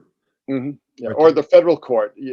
There's a main, one of the big courts is at the other end of this park. Yes. Right. Okay. And there's these frieze with all these gods and stuff. So this is all. This is actually chilling looking. Isn't it? Yeah, totally. It's very chilling. Yeah. And then we see here, this is from 2019, I believe. This is Ariana Grande. We could do a whole live stream on all the rituals that they put this little girl through here. And this is a song called The Light Is Coming, and it's the light is coming to give back everything the darkness stole. And she's running around with this orb here. And it's just insanely creepy. It is creepy. Yeah. And here we have, we have the orb cult. Right. Showing you how this is completely international and bipartisan and ecumenical. Right? So we have Trump and the king of Saudi Arabia, and I forget who this character is. Oh, I think this is Sisi from Egypt. So this is the dictator of Egypt and the king of Saudi Arabia, and then Trump. They're all adoring this orb here, and then we have Benjamin Netanyahu and Emperor Jupiter here, Macron, who calls himself Emperor Jupiter. Right. They're adoring the orb. This is all, in my estimation, this is all Watcher adoration. The look on the king of Saudi Arabia is priceless, isn't it? Yeah. It's like he's into it, but he's also like, "What have I gotten into?" Yeah. But Macron is like, he's very intent. He is, man. He's very into it. Yeah, he's really into it. So, don't believe all these conflicts that you're shown in the press. Right. These, at least, in this block here, they're all on the same page. So this stuff really took off in me. I told you originally when I saw the glyph of Sirius, but this is from the 2008 election, and I noticed that McCain and Obama split up the Stairway to Sirius. So McCain has the star, the 5-pointed star here, right? And then he has these two pyramidions, and then Obama takes the dome here, and then the 3 steps from Orion's belt here. You see that right here? Yeah. And then, so I mean, people just go to my blog and, go to the webpage, don't do it on your phone, and just go back to 2008, 2009. And the first year or so of the Obama administration was just nothing but nonstop ritual. And then we see Biden, in his sad little way, try to carry on the tradition here with these photo opportunities. This is dog Major, right? He calls his dog his German Canis Shepherd Major. Major. Yeah, exactly. Right. Right. So, Yeah. and then Jill Biden is she's Gemini, so she's corresponding to Gemini. And then the galactic plane here is this. What is this? I think it's Chesapeake Bay, and Joe, as I call him, Zyklon Joe, playing Orion here. Right. Feebly at best. Okay. And then here, he did it again. This was shortly after his inauguration. So here's his two dogs. Did one of his dogs have to be put down or something? Well, he had to be like put in a pen or something. I don't know. He's biting people. Right. Yeah. You know what I mean? But he was biting, but maybe he wasn't doing anything, because they said he was biting ankles, and we see Canis Major biting or about to bite Orion's ankle. So that could just be more ritualism. Yeah. I mean, these could just be like dogs. They just show up. Right. Biden's have seen them before, Yeah. Yeah. But this is just Orion. Now, this is something that I talked about last year, because everybody said this was satanic. It's not satanic. It's obviously Watcher rituals, because we see the hands coming out of the abyss. This is Mount Hermon here, right? The rings of perdition, of the abyss, right? That we see in this image on the lower right-hand corner here. These are the fallen angels being cast, and to these rings of hell, the abyss. But the abyss within Mount Hermon, and that's with this mountain imagery. I mean, this is a whole other discussion, but this is Watcher adoration. How much do you think Travis Scott actually knows about this? Yeah. Zero. Yeah. Zero. Yeah. There he is. There he is as a Nephilim. Yeah. And then we have this weird kind of orb shape here. This orb kind of. Yeah, this is all. I mean, maybe they think the fallen angels are the orbs. Maybe they think, one thing I should tell you, and my listeners, my followers, I've told the story a million times, but in 2016, we were going up to my grandmother's 100th birthday party up in New Hampshire, and as we crossed the border, across the bridge there, I saw this little Cessna coming up from Manchester Airport, and there were these two orange orbs that were flying around it, and it looked to me like they were trying to make it crash. So I saw these orbs, yeah, and I saw these orbs, and I'm like, well, my whole, my family saw them. We were all like looking at it, like, because it was not that high above our heads. I mean, this plane had just taken off, right? And we're just like, what the hell are we looking at? But there's been a lot of orb sightings in that exact area. I mean, you can go on YouTube and stuff and see tons of these things.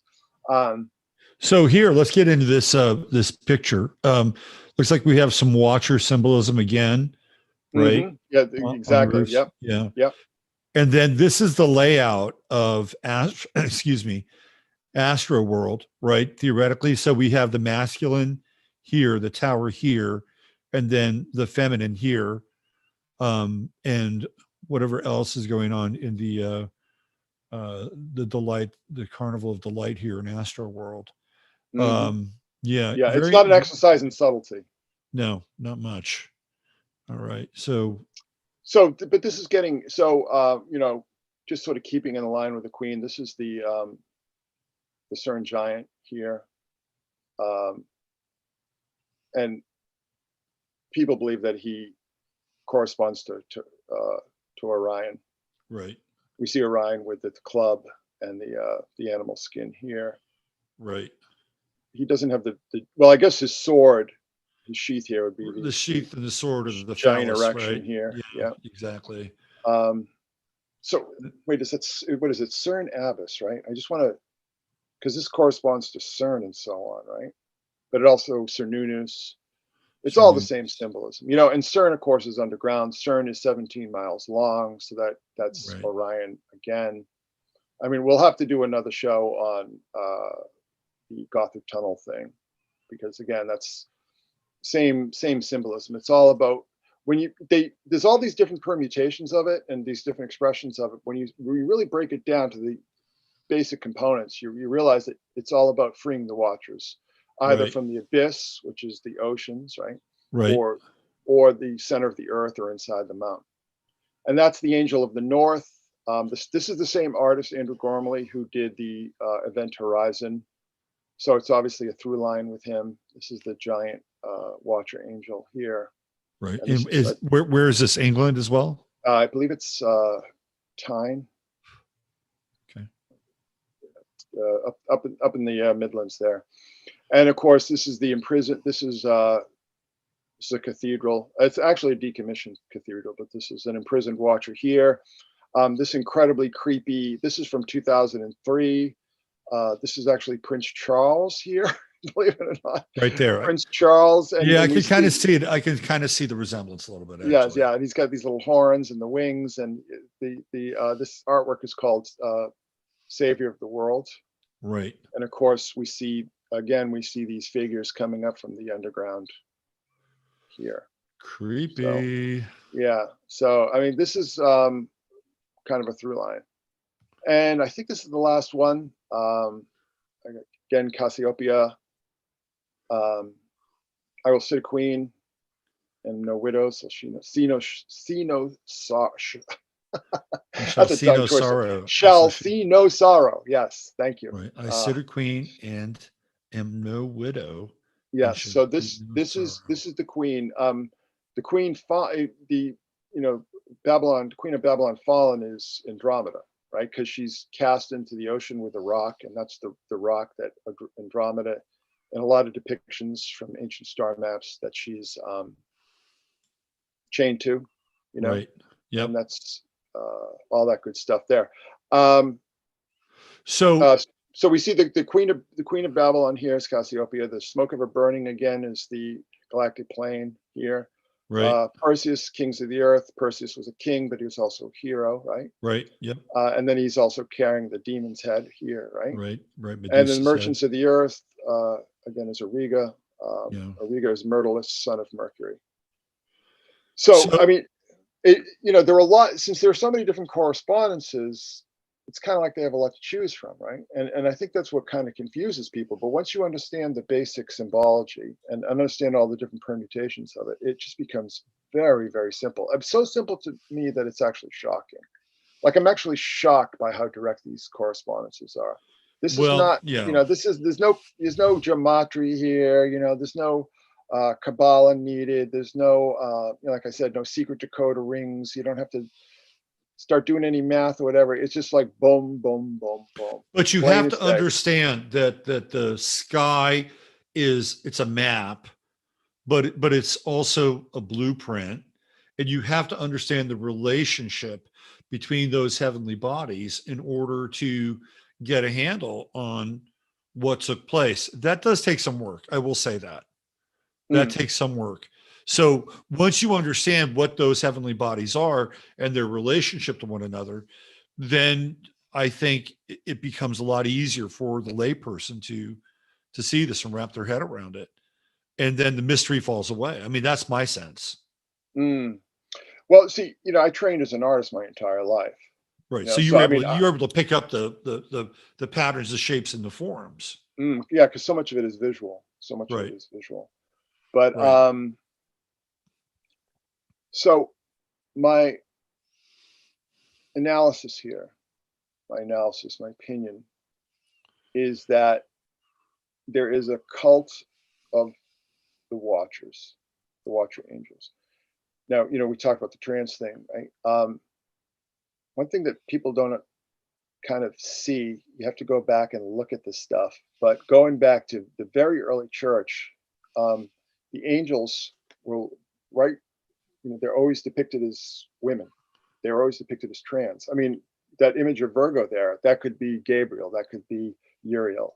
I mean, there are depictions of the archangels that are much less masculine than this image right here. This is the Orthodox Church. This isn't like the Gnostics or some sort of weird, like the Bogomils or something. This is go back to the Byzantine, and it actually, they didn't start changing this. They didn't start depicting them as more traditionally male until like the 18th and 19th centuries. So we're talking, for most of the church, the angels, the archangels, were depicted as trans. Now, the interesting thing about this is that the Hebrew word for angel, messenger, Malachi, right? Yeah. And then the Greek word for transgendered prostitute is malakoi, essentially the same word, Malachi, malakoi. And this also ties into the Kadesh, right? So when people start talking about the sacred feminine, and I see a lot of sort of feminists who use that term, I'm like, don't use that word. You don't want to use that word, because sacred feminine is the Kadesh. It's the transgender cult prostitutes of, all these goddesses like Atagatis and Asherah and so on.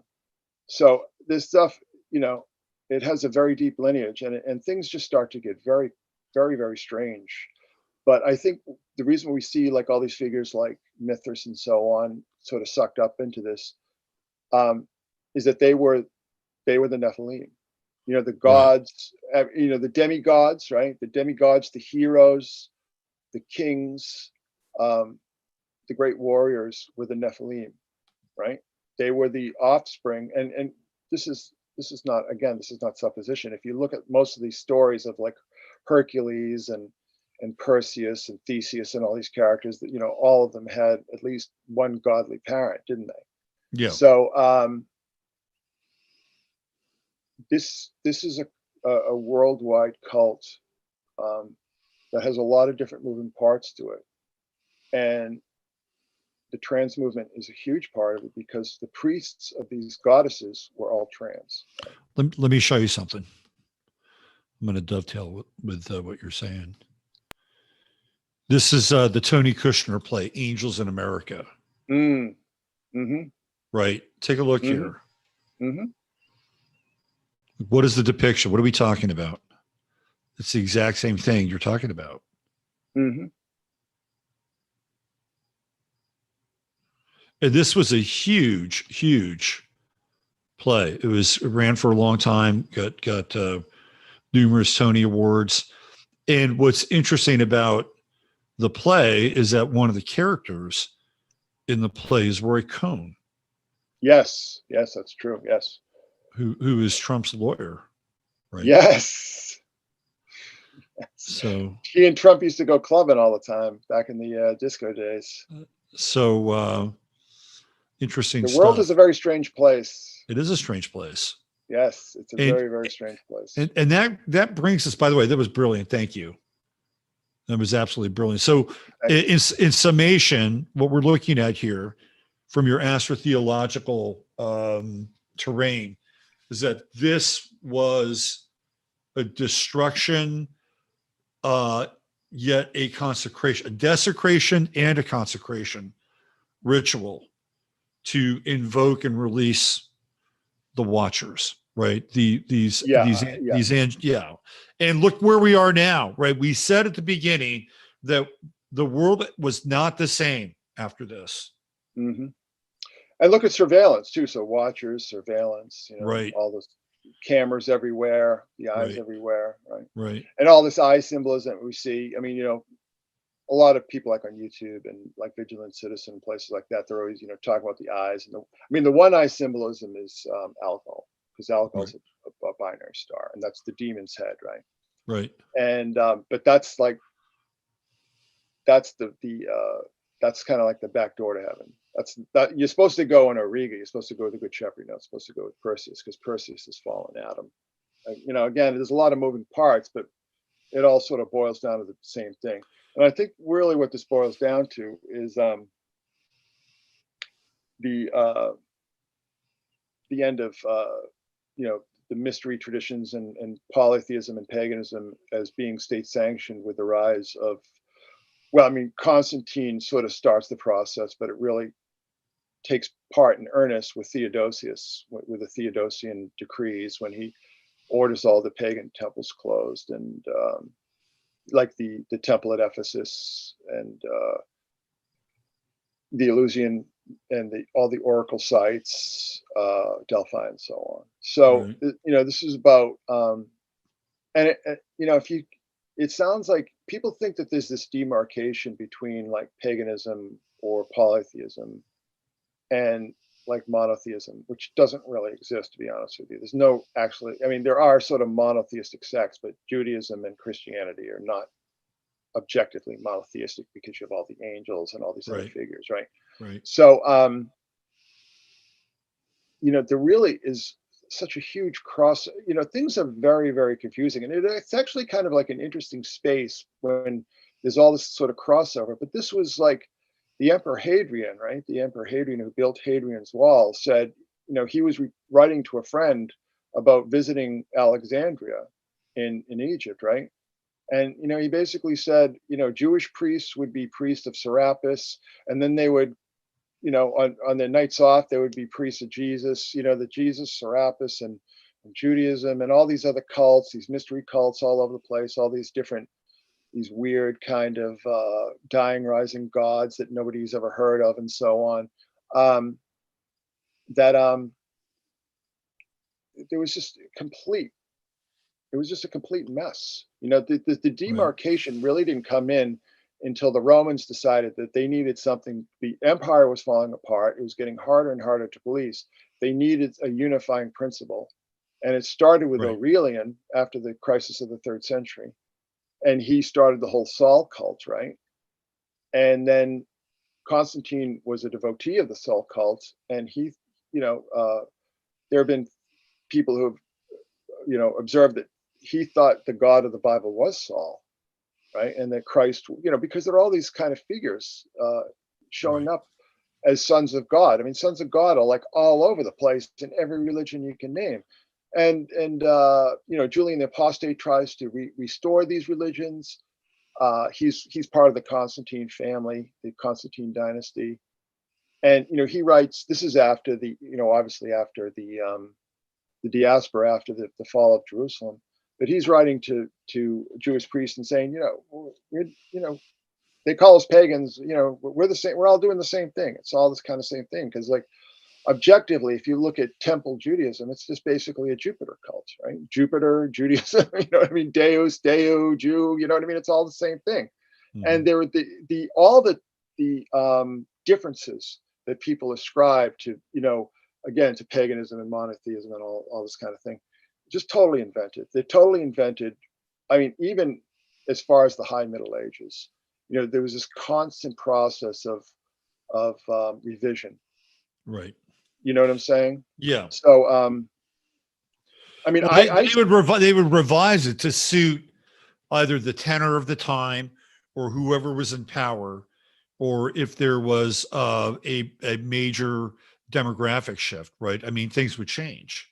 mm-hmm, mm-hmm.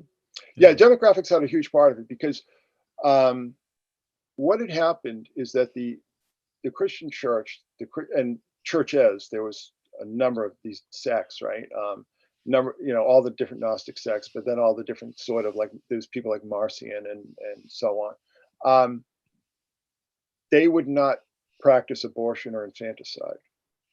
So the quote unquote pagans, which is a term I don't like, because it's not descriptive, but they had no problem, oh, I don't want this baby, I'm just going to throw it in the Tiber, or put it up on a hill, the whole thing with exposure and so on. Right. So it really was a demographic shift that came because Christians would not they would not practice infanticide and abortion. Right. Right. So they start, and there's very oriented towards the family. So it just became a numbers game. I mean, nobody took them seriously until I don't know, like the early 4th century, when and they were no more than like 5 or 10% of the population, but Right. they started, like a lot of the philosophers, these philosophic schools started converting and so on, like these Greek, because Christianity is Hellenism. Christianity is like the last great expression of Hellenism. It's not really Judaic. You know what I mean? Right. It's Hellenic. And if you talk to any serious theologian, they're going to tell you that. Any serious study of ancient religions is going to tell you that this is Hellenic. But there are all these sort of groups like the Therapeutes and Philo of Alexandria. This Jews, converted Jews who were interested in Hellenic philosophy, the Neoplatonists and so on. Right. So again, this is all it's all just this big melange. But the long and short of it is that this mythology grows up over time, that there was this, that the true gods, the watcher gods, right, who became identified with the polytheistic gods over time, that they came down to help us. They came down to show us technology and all this kind of stuff, teach us all these arts, meteorology, astrology, all these kind of things. And they were punished for it. They were the good guys. Like, they were unjustly punished. And there's a lot of Gnostic element to this as well. There's a lot of Gnosticism involved in this watcher mythology, but it sort of transcends Gnosticism because everything just mutates over time. But again, the reason you can see all this biblical iconography combined with all this quote unquote pagan iconography is because it all ties in under the Watchers, because the Watchers birthed the race of Nephilim, who were the mighty men of renown. They were the gods and the demigods and the heroes of the ancients. Right. So let's talk a little bit about the after effects and the impact of this mega ritual of 9/11. And I do believe that the world changed for a number of reasons. We talked about some of the geopolitical aspects, the manipulation of the evangelicals. Mm-hmm. Do you think that they were successful in their attempt to unleash the Watchers, to bring them back? Are they here now? And is the spirit of the Watchers more pervasive than it's been prior to 9/11?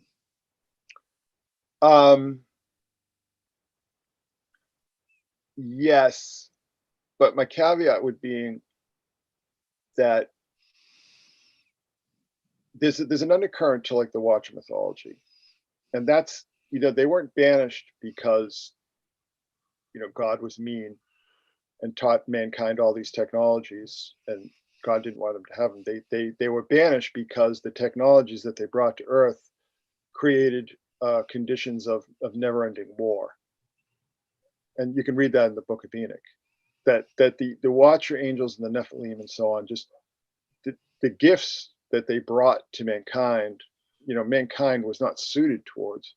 Right. So the results of the presence of the Watchers and the Nephilim was just widespread war and destruction.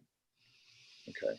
And I think a lot of this had to do with a lot of these apocalyptic Jewish cults post Babylonian captivity who are familiar with the Assyrians, because a lot of this, there's actually an Israeli historian who tied a lot of the symbolism in Enoch to the Assyrian gods, like the Shadu, you know what I mean? Right. Yeah. And this is where a lot of these kind of things like the seraphim and these chimeric angel gods, because, you can, the gates of Babylon with the bowls, the heads of men and the bodies of bulls and the wings and so on. So the Assyrian Empire, the Neo-Assyrian Empire, the Assyrio-Babylonian Empire, was one of the most ruthless, bloody, brutal governments or monarchies or whatever you want to call it. They were one of the most ruthless, bloody, and proudly so, empires of all time. I mean, They would create these big friezes of how all their prisoners of war would be tortured. They'd be crucified and dismembered alive, and all these horrible kind of things. So I think that was kind of a big influence on the development of the Watcher corpus, because these apocalyptic cults, very familiar with Zoroastrianism, because of Cyrus and so on, and Xerxes, very familiar with the traditional Sumerian religions that were practiced up until the rise of Islam. A lot of people realize that, like, the traditional Sumerian religions goes back, what, 10, 20,000 years, and didn't really stop, didn't really end, wasn't really, all those temples weren't shuttered until the rise, to Islam took over Babylon, Baghdad, and so on. So I think there was an association with the power of these angels coming down to earth, creating just massive destruction, which I think is pretty well borne out of the past 20 years, isn't it? Right? Because once we saw this giant watcher ritual, right, this mega ritual, and then, like I said, what do we see next? We see even before the invasion of Iraq, we see the invasion of Afghanistan. Right. A war that took 20 years and we lost. Yeah. Right. With all our military might, a bunch of part-time soldiers, full-time goat herders, kicked us out of the country. Right. So I think that there's, there is that. There's some planned obsolescence around that, but whatever the point may be, but there's a direct correlation between this ritual that we've discussed and war without end. Basically, war without end. Yeah, exactly. War without end, because it spreads from Iraq to Syria to Libya to Yemen to Pakistan. Right. Yep. I mean, it's just, so there is that correlation between all this watcher symbolism, ritualism, and these wars. And, like, I pointed out, the whole idea of Auriga, that Auriga, the chariot to heaven, to the garden, is a war chariot now. Interesting. It's a chariot of war. And as soon as Afghanistan shuts down, it's Ukraine time, right? We're off to the next conflict, the next war. Mm-hmm. Very interesting. There's something I was going to bring up and ask you about in relation to this. I wanted to go back and I wanted to show you something with the Wikipedia page that relates to 9/11. Oh, yeah. I remember I wanted to bring up what happened in Benghazi on 9/11 as well. Right. I'm not familiar with this story. Well, okay. So in Benghazi, there was the attack on the American embassy. Oh, well, what is that? Right. 2000. That was in 2011. I think it was 2011. When they killed Gaddafi? Well, it was related, right? It wasn't exactly at that time, but that was when the ambassador was killed, Christopher Stevens, right? Christopher Stevens, and his name is Christopher, right? Oh, and Stevens is also the garlands. It's the crown, right? So Stevens is Corona again, right? And then we have Christ, right, with Christopher on 9/11, the death of Christopher Stevens on 9/11 in Benghazi. Well, it's basically Christ the King, right? There you go. And I thought the symbolism, and when you look at, I don't want to bring the symbolism because it's pretty graphic, but when you look at him, you can go ahead and do this online if you feel so inclined with Google. When you see Christopher Stevens, he actually has a wound in his side where the spear of destiny would have been. Stigmata. I mean, it is right there and it's visible. And the Libyans are carrying him almost like a bloodied Christ figure that they've taken down from. I may as well just show it. I mean, we're all adults here. Let's do this.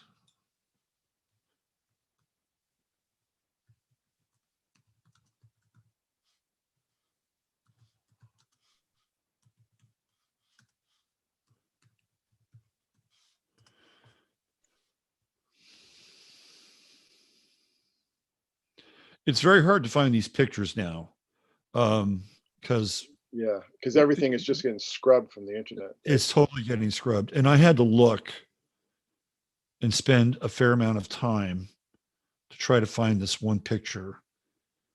And when I was a guy, I got in trouble for referencing this picture. So everything you see with, oh, here it is right here. Here's part of it. You might be able to see some more of it as it comes up, but that's not quite the right picture, but it's getting closer. Here, I'll show you this picture. This is the one that we have here. So yeah, I'm familiar with this. Now, right here, what he's covering is the wound on his side, right? Which looks like it would be where the spear of Longinus had entered him. And God, I wish I could find the actual picture where he's stretched out almost like a Christ-like figure as they bring him down from from the crucifixion, the execution. And it happens on 9/11. And it's like, why are they doing this on 9/11? Why is there was that whole nonsense with that fake movie trailer that was made, and there was the fake movie trailer, which supposedly pissed off a bunch of people, whatever. But this all smacks of ritualism. It's total ritualism. And it's on 9/11. And who's the person that theoretically orders that action? It's Hillary Clinton, right? And what happens on 9/11, 2016? Hillary Clinton goes to the 9/11 memorial and she collapses just before she gets into the the ambivan, which is what they were carrying around in, right? And then you have this collapsing ritual with her on 9/11, and then she comes out. Theoretically, it's her. I'm not convinced it's her, but then she comes out of her daughter's apartment, right? There's no Secret Service people around her. It's like this resurrection piece. Whether that's her or not, I don't know. But this 9/11 date is very significant, just in terms of things that have happened on 9/11. And of course, Benghazi is one of them. So I wanted to go in real quick here and show you. How are you doing on time? Are you good? Can you hang out for a little bit? A little bit. I just want to go. I want to go just through the 9/11 on Wikipedia, and then we'll have a little bit of a send off here, and I'll do the second part of the show. So let's do this.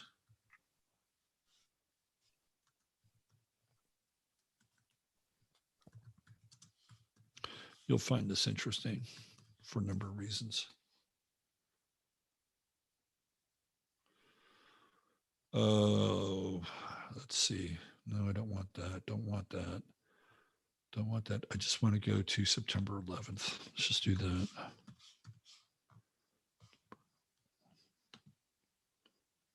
I don't want the attacks. I just want the day. Like the history? Yeah.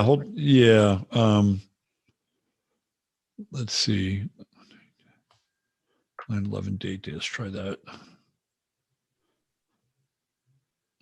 Here, try this. Let's go in.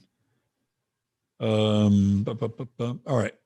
So these are some of the historical events that took place or have taken place. Some of these have been scrubbed, by the way, because when I started looking into this back in 2011, 2011, I noticed that some of these events had gone away, that they disappeared. Wikipedia Wikipedia to me is just basically a glorified search engine. I agree with you, but every now and then they'll have something in here that is relevant. So you and I talked a little bit about this, right? So Henry Hudson arrives on Manhattan and meets the indigenous people. That's 9/11, right? This is the guy that theoretically discovers Manhattan, and the date is listed as 9/11 in 1609. Well, the famous one is the Battle of Vienna too, because quote unquote, Osama bin Laden was said to have cited the Battle of Vienna. There you go, 1683, 9/11. Between the Ottomans. So here's where it gets very interesting. There's actually a lot of them. It's kind of interesting. All right, 1826.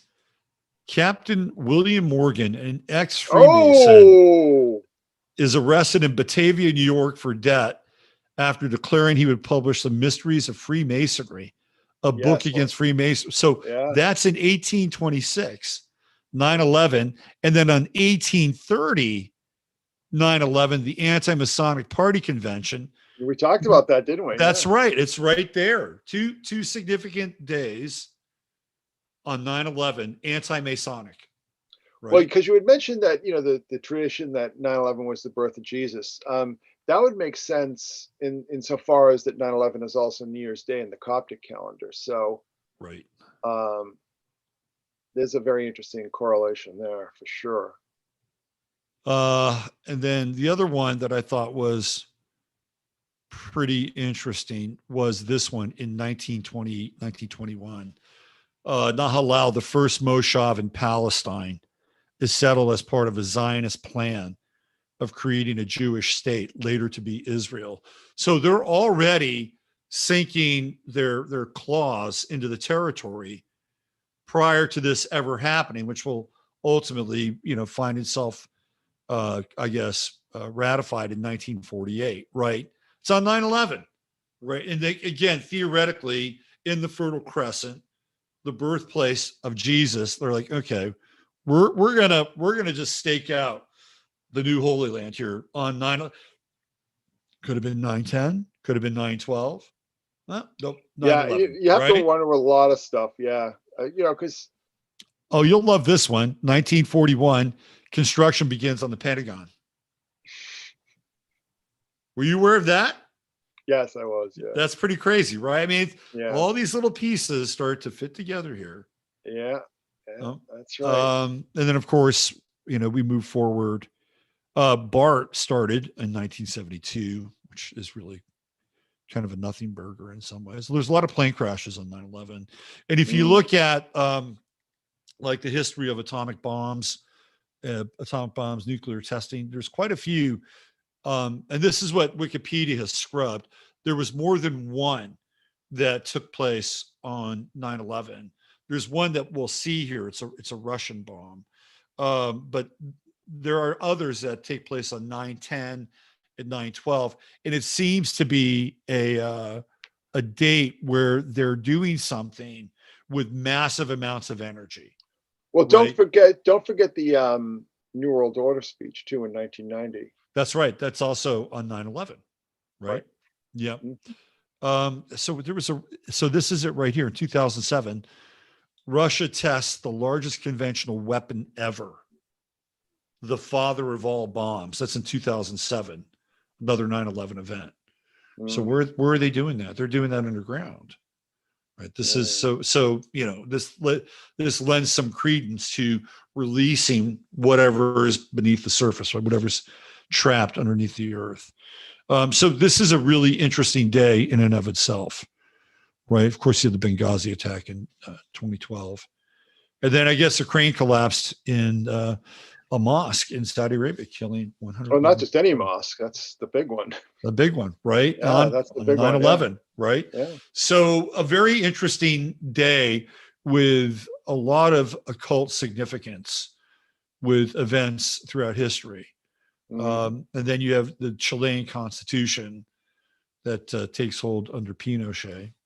So anyway, I'm going to get into more. I'm going to let you get out of here and get on with your night. And I want to thank you for being here, Christopher. I enjoyed it. Thank you very much for having me. Appreciate it. Yeah. The Secret Sun is your blog, and you can follow Christopher's work there. He's got a Patreon if you're interested, and a whole bunch of books, some of which are in print, some of which aren't, over on Amazon. And we follow each other on Twitter, so you can find him there. And Secret Sun Speaks is my handle. So do you do anything with Instagram or any of the other platforms? Well, I have a group on Facebook that's been going for 12 years now. Okay. I have a Discord for my patrons, my Patreon people. Right. I try to keep it a little bit more focused because, when you start doing like all these different platforms, it's very easy to just spin out of control. You spend all your time on social media too. That's the other thing. Yeah, I'm really trying to Yeah. wean myself away from. I mean, I believe that social media is becoming a force for evil. I agree with Very you. much so. Yeah. I agree with you. I had an epiphany the other day. It was just like, man, we created the beast here. This is the beast now. It And is. It yeah. is. Well, see, one of the big uh, series I'd done back in 2016, that was one of the most popular things I've done, is called Lucifer's Technologies. And I talk about like the quote unquote development of the microchip. And, speaking of Corona, I talk about Roswell, which I don't see as either a balloon or a spaceship. I think that was absolutely a ritual. And I go very meticulous through all the ritual significance of that Right. event, because that ties into Operation Crossroads, which was the hydrogen bomb testing in the South Pacific and the Marshall Islands. So, yeah, I really do have to wonder, because it ties back into the Watchers, doesn't it? Like the whole Yeah. idea of like the technology that the Watchers brought did not bring us peace; it brought us war. Oh, it's put a knife at people's throats now. This Mm. is what's happened, right? We're Well, so it isn't just divisive at this point. yeah, but it isn't. It's when we talked before about MK Ultra 3.0, where all these people are just gobbling all these drugs Right. and shooting up all these hormones, Right. you know, um, and the vaccines.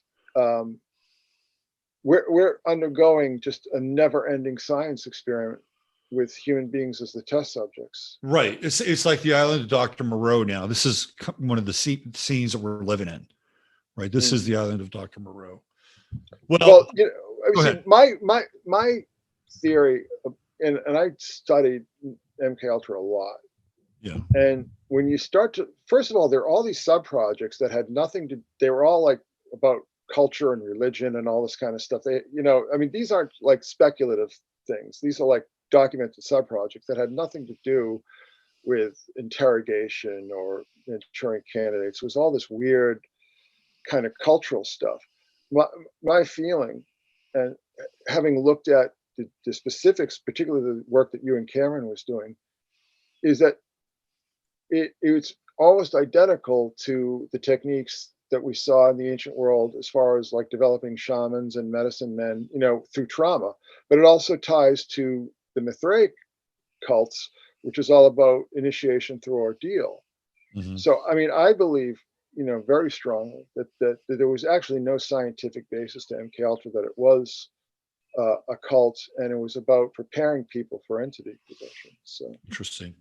So, would it be fair to say that we are in a grand experiment of psychic driving right now? Or are we in the midst of a oh, massive psychic driver? Yeah. there's no question. I don't Yeah. I don't know. I don't like, I don't even know how a normie could even question that anymore.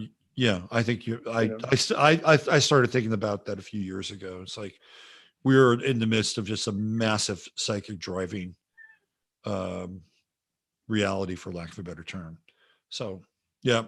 And Uh, it's frightening, because people are they're just falling off the cliff. well, And what are the options? I mean, what are the options for people? I well, mean, yeah. the options aren't great, right? One option is they embrace this really twisted and distorted worldview that you and I are talking about. And are people ready for that? A lot of people aren't ready for that. So what do? They're going to go about their business. They're going to keep their heads down. And by the way, this includes people who know what's going on, because there are people who know what's going on and they have resources, big resources. And I think they understand that whatever's going on is bigger than they are, right? They can't even handle it. And that with all their resources, their best strategy is to figure out how to keep their heads down, retain as much resources as possible, and keep their own inner circle as safe as possible, right? Well, so I posted half in jest on Twitter the other day. I said, I'm going to start calling liberals liberals, because that's basically what they're becoming. Yeah. I mean, so a big part of liberalism is like, live and let live, go along to get along, and everything. The older Well, version, absolutely, yeah. so that kind of malleability, let's just say, has been exploited ruthlessly by these controllers, Right. right? And so now they're accepting the genital mutilation of children, right? I mean, the things that people are accepting now because they go along to get along would be unthinkable 5, 10 years ago. It would just be absolutely unthinkable. Like people, you'd say like, hey, do you think it's a good idea for all these school teachers to take kids aside and discuss adult sexuality with like 5-year-olds? People go, what are you, insane? Are you kidding me? You should be locked up. Like, for even asking me that question. And now it's just like, well, if you don't go along with that, you're alt-right or something, And the thing that's really interesting to me, these liberals, which I'm gonna make that stick. I'm gonna make that a thing. Their entire political stance now is indistinguishable from doctrinaire fascism.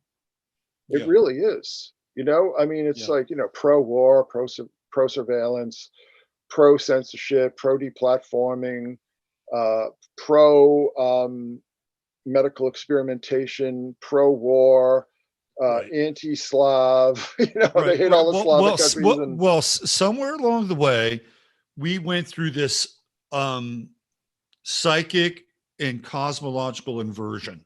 Like something major happened with this inversion. It could have been the election of Trump. It could have been prior to the election of Trump. But to your point, 6 years ago, if you were to have these conversations with people, like, oh, well, guess what? You're going to take your kids down to the bar.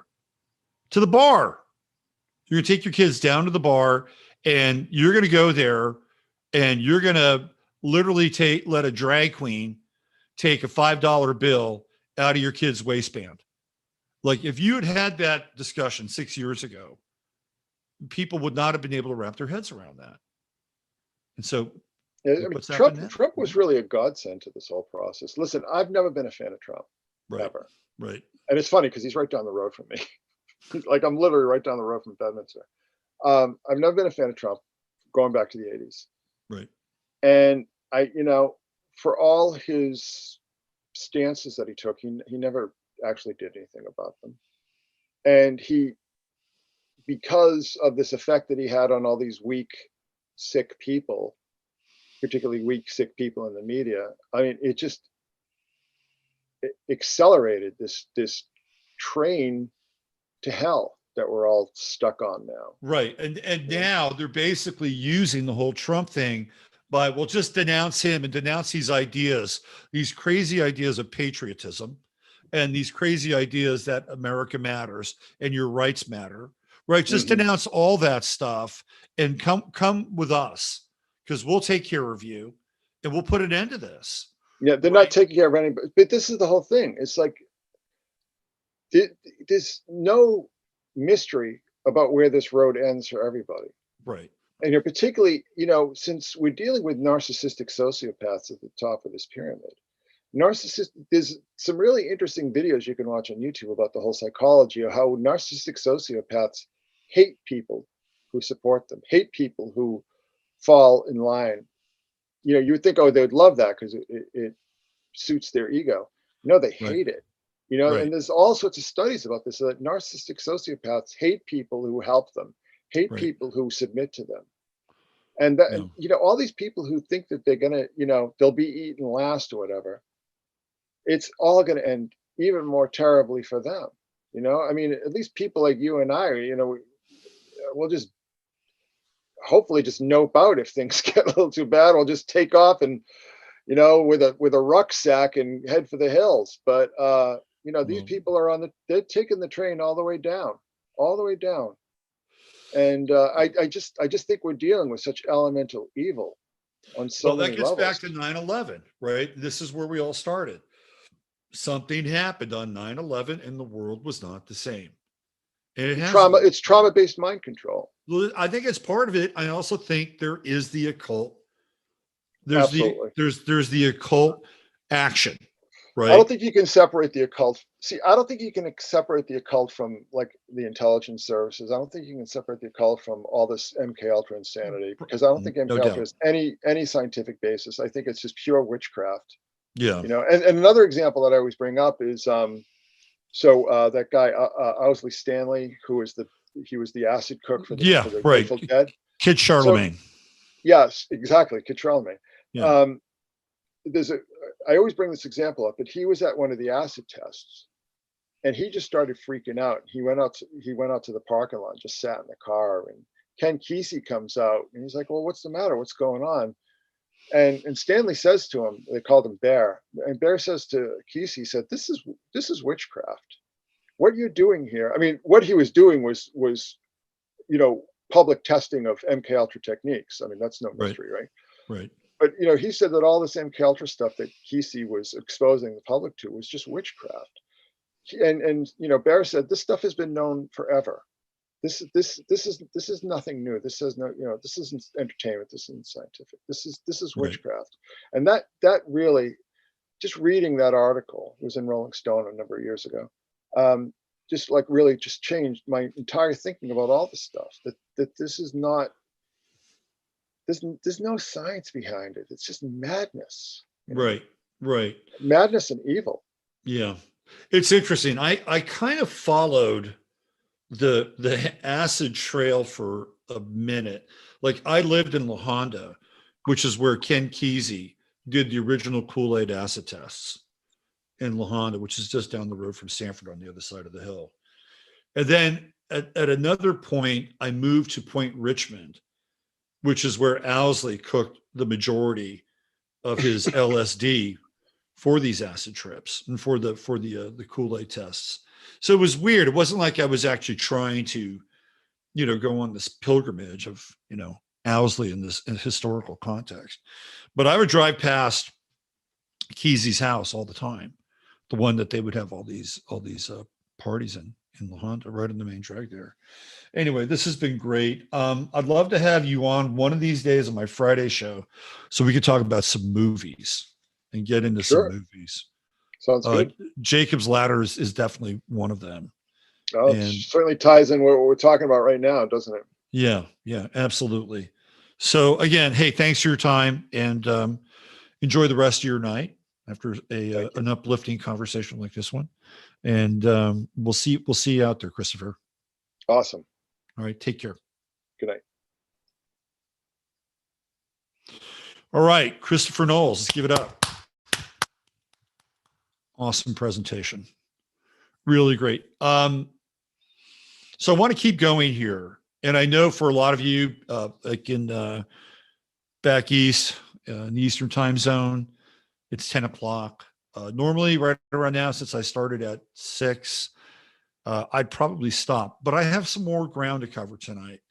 And I do want to get into the birth of Jesus and 9/11 being that day. I wanted to get into some Queen symbolism astrologically, and I wanted to cover some Western mundane symbolism for 9/11 as well. It's not as intricate as the star map that Christopher provided, but it will give you another insight into what was happening on a mundane level on 9/11. So here's what I want to do. I'm going to play a video for you right now. It's a little over 9 minutes long. And this crossed my screen yesterday. And there's a guy that I follow on YouTube who I wouldn't say he posts infrequently, but he doesn't have a lot of subscribers. And I think he's got a pretty good YouTube channel. I believe he's English. His name is Jeff Lewis. And he talks about things like ley lines and, you know, esoteric material. And he posted September 11th, 3 BC. Happy birthday, Jesus Christ. A most interesting intellection. And it gets into the constellation Virgo. So I'm going to play this for you, and then we're going to drop into some astrology We're going to look at some astrology around this actual day. Then we'll come back out of that. We'll talk some more about how it relates to, I believe, 9/11. And then some of the other related material like Prince William's chart, and the Queen. Okay, so let me do this. Let me play this for you guys. I've already seen it. It'll allow me to get some water. And maybe some of you want to take a break too. But I'm going to play it anyway. And I think you'll really enjoy this. Now, this does come from a bit of a Christian perspective, but what's interesting is that they are using astrology. This Dr. Michael Heiser uses astrology to present his case that 9/11, based on certain alignments, is the actual birth date in 3 BC of Jesus. All right, here we go. I'm going to start this off. I'm going to grab some water, and then I'll be back and I'll watch the rest of it with you. And then we'll come out. We'll look at some charts. Thanks for being here. You're listening and watching, more importantly, to Sunday Night AstroLive. I'm Robert Phoenix, and away we go.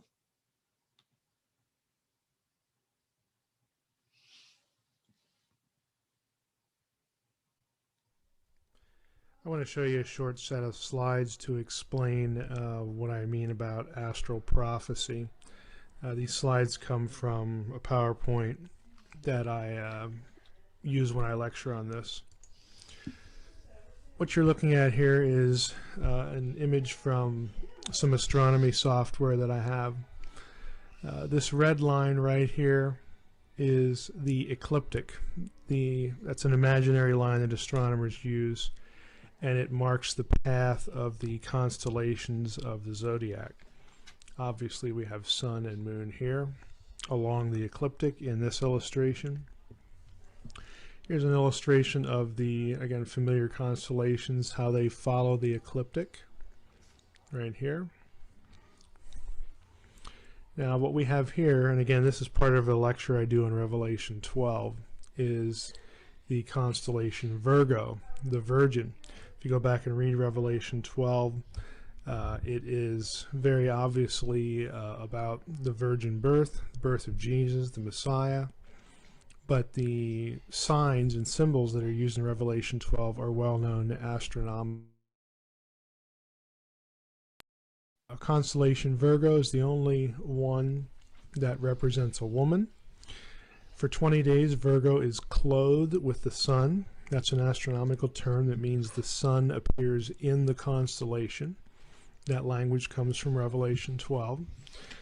But in Revelation 12, we not only have the sun clothing the woman, or inside the woman, we have the moon at her feet. The important note here is that for 20 days, Virgo gets clothed with the sun.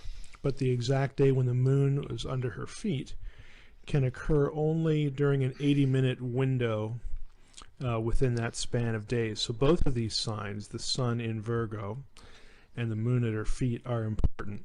And the sun is about midway in her midsection. Again, there's symbology there as far as a pregnancy. If you actually looked up the constellation Virgo in Norton's star atlas, and I'm sure other atlases, there would be 12 visible stars around her head. Again, this is all well-known ancient world symbology and astronomical observable astronomy. If we look at the alignment of constellations, here's Virgo in the middle. I've taken the pictures out and just done the line drawings. Sun in the midst of Virgo, moon at her feet right here. Above Virgo's head is Leo, of course, the lion symbology, the Lion of Judah. Within Jupiter, at the very same time that Virgo is clothed with the sun and the moon is at her feet, we have a conjunction between Regulus and Jupiter. Jupiter is known as the king star in ancient astronomy. It's because it's the biggest one.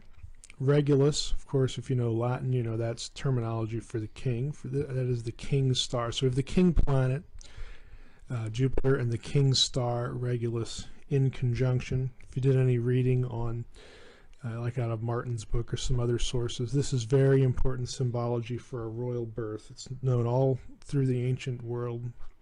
It just so happens that in this situation, we have this simultaneous conjunction in the constellation Leo, again, which was in Jewish astronomy and Jewish astrology, and that was practiced for many centuries. We have we have the sign of a royal birth in the tribe of Judah, which is obviously messianic. And by the way, the whole thing about Jewish astrology, there have been a number of zodiac mosaics uncovered in Jewish synagogues in Palestine in the early centuries, the early church. Their whole dissertations written on this subject, Jewish and Christian attitudes toward the stars. There is an orthodox astronomy, an orthodox astrology, if you want to call it that. In the ancient world, astronomy and astrology are pretty blurred, and there are obvious non-orthodox or pagan systems as well. Below here, below the woman, okay, we have the sun in Virgo and the Virgin, moon at her feet. In modern zodiac, we have here Scorpio and then Libra, the scales. In the ancient world, these were combined. If you can conceive of this in your imagination, here's the tail of Scorpio, and then Libra was thought to be the claws that were joined right here. So this entire set of what are now two constellations were in the ancient world viewed as one, and it was known as the dragon. Again, that's right out of Revelation 12. Here's a superimposed picture over it. Now we have Scorpio and Libra, the scales, but in the ancient times this was one known as the dragon. There's another candidate for the dragon in Revelation 12 on the other side of the ecliptic. We have Hydra right here, but I tend to think that what John is describing is the ancient dragon constellation right here, Scorpio and Libra combined in today's terminology. Now, the important thing about this is that in Revelation 12, all of these signs can occur, again, in only an 80-minute window of each other. So to account for all the signs in Revelation 12 during not just one calendar year, but during, you know, a whole series of astronomical periods and ages, you have a very small window of time where all of these things can be present at the same time, where everything is accounted for. The birth of the child in Revelation 12, as I have a note up here, again, whom John identified with Jesus, occurring while the sun was clothing the woman, the king star, king planet in Leo, again, Jupiter, or not Jupiter, but the sign for the tribe of Judah. All of these things did occur in a year that fits well for Jesus' birth, and that is 3 BC. What I've just laid out for you is common knowledge in many planetaria throughout the country and in Europe, that this is one of the candidates for the birth of Christ. It's the only birth year that accounts for all of these symbols. So if you read in the academic literature about candidates for the birth of Christ, they range anywhere from 2 BC to 6 BC. But none of the scholarly literature that I've seen considers Revelation 12, and I think that's the missing element. The real sort of interesting thing about 3 BC is since this concatenation of signs can only occur in an 80-minute window, we know exactly the date of the birth of the Messiah in 3 BC, and that date is September 11th, which, again, this kind of spooks people. September 11th, 3 BC is the only time, the only day for many, many, many centuries that you could have all of these signs come together. This date as well, if you notice this note, also corresponded at the time to Rosh Hashanah, Tishri 1, New Year's Day for the Jews, which was also the Day of Trumpets. This was the day that many of the ancient kings and rulers of Judah reckoned as their inauguration day of rule. That procedure was followed consistently in the time of Solomon, Jeremiah, and Ezra. This is the day that would have marked the birth of the King of the Jews. So we have an alignment with the Jewish tradition, the Jewish calendar, all the astronomical imagery in Revelation 12. September 11th, 3 BC can also accommodate all the circumstances associated with the death of Herod, and all these historical questions that come up when people are trying to come up with a date for the birth of Christ. And again, you won't find this in a lot of the scholarly literature because they aren't considering Revelation 12. They're using Matthew 2 with the wandering star, and what that was, it was the conjunction of Jupiter and Regulus. Jupiter has retrograde motion. It appears to move in the sky. Again, this is all well known in the literature. That much they do cover. But the missing link here is the Revelation 12, taking that seriously as astral prophecy. All right. So that was from Jeff Lewis's channel, and pretty interesting stuff, right? Like, the thing that really grabs me about the video is that when you deal with quote unquote Christians, they are like really anti-astrology, like super anti-astrology.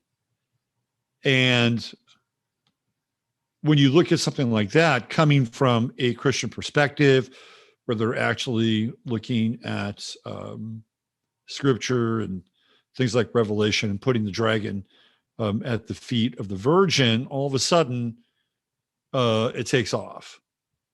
And now astrology doesn't begin to look that that paganistic or that occultic, because what it's doing is it's actually telling a story, and a very significant one, about what most Christians would theoretically relate to. So why don't we take a look at the chart, shall we, of that day? Let me see if I get this right here. Give me 1 second here.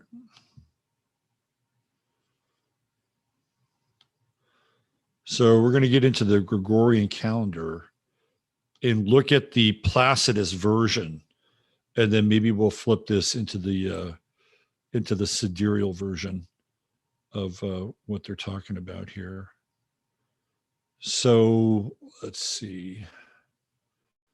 We have September. No, that's not it. Give me 1 sec, kids.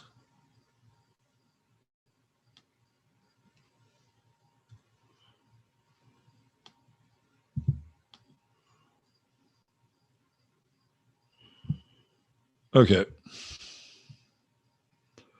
So this is what he's referring to. Let me see if I can put the let's do some basic stuff here. Okay.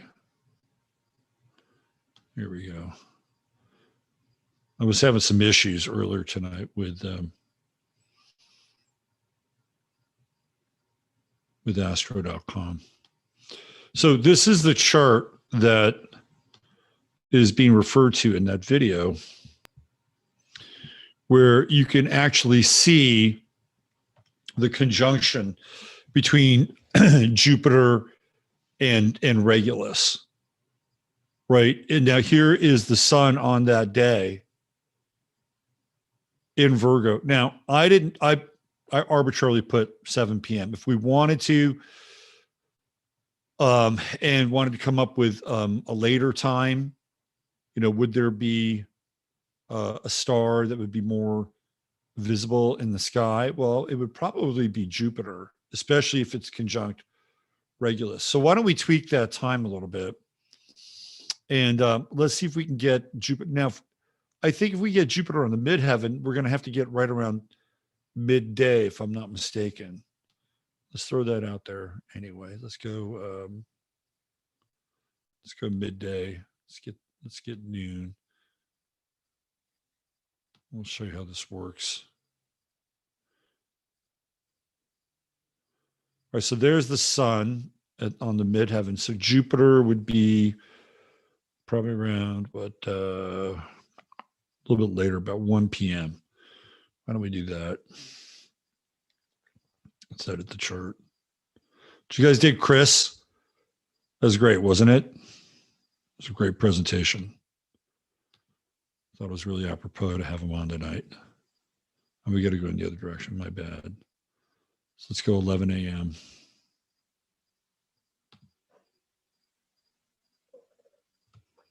Let's do that.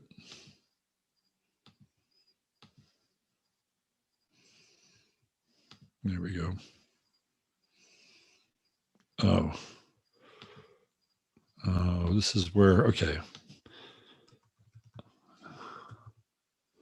There it is, Nazar, there we go. And this should work.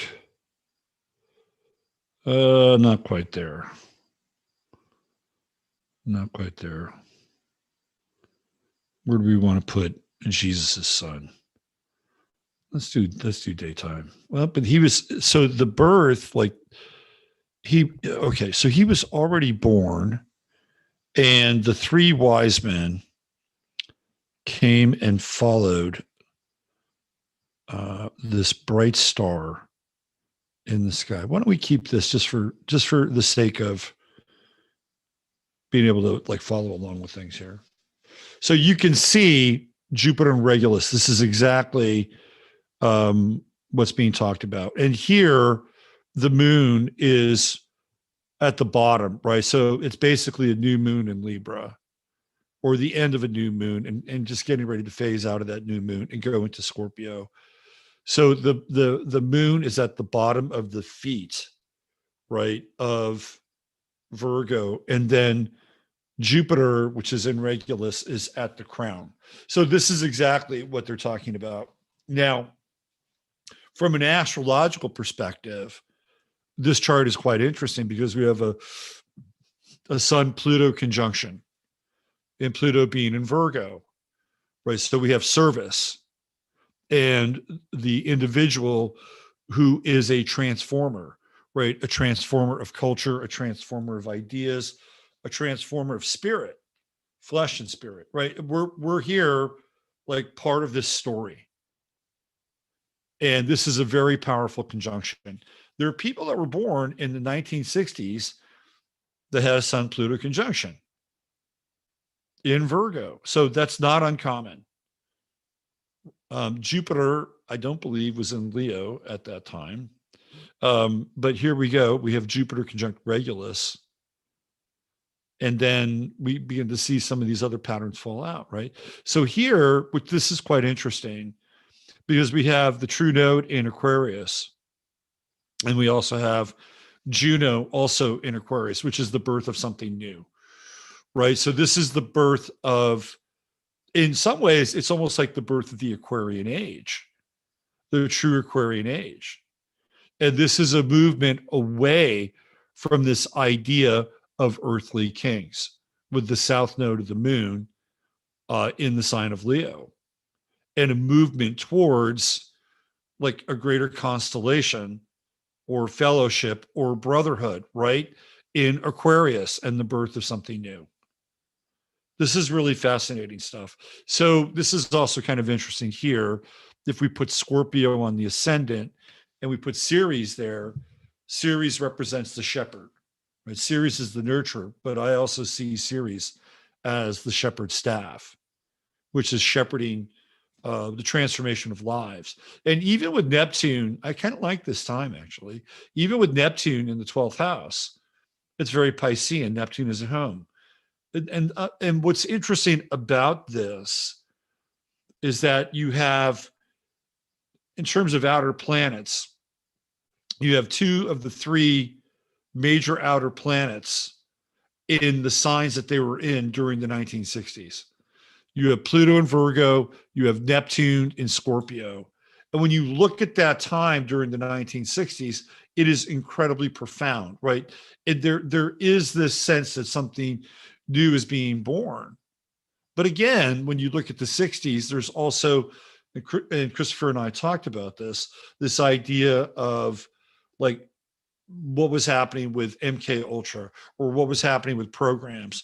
And I've talked about this quite a bit, actually, in terms of what happened during the 1960s as it relates to the death of Kennedy. And with the death of Kennedy, we get into more Gemini symbolism, which launches us right up to 9/11 and the collapse of the Twin Towers.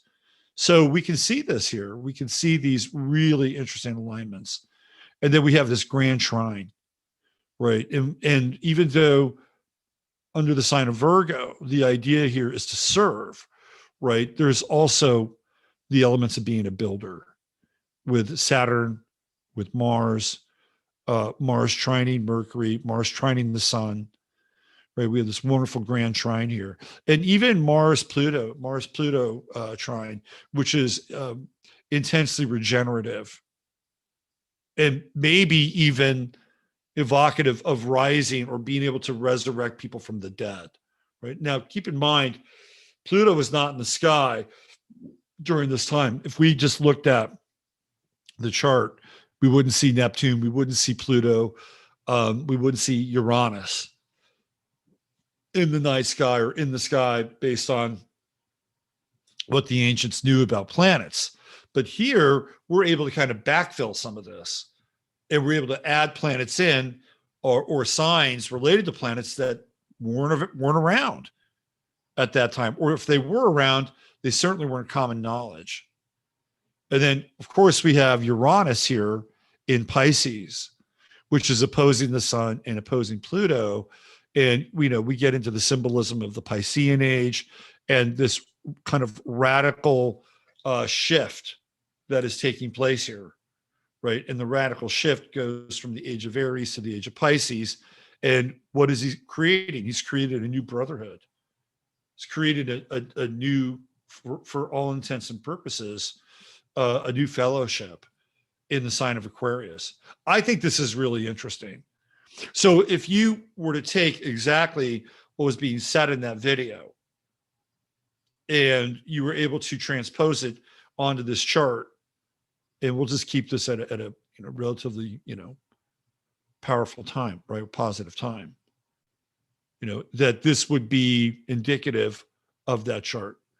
Jupiter conjunct Regulus, the King of Kings, the crown on top of the Virgin.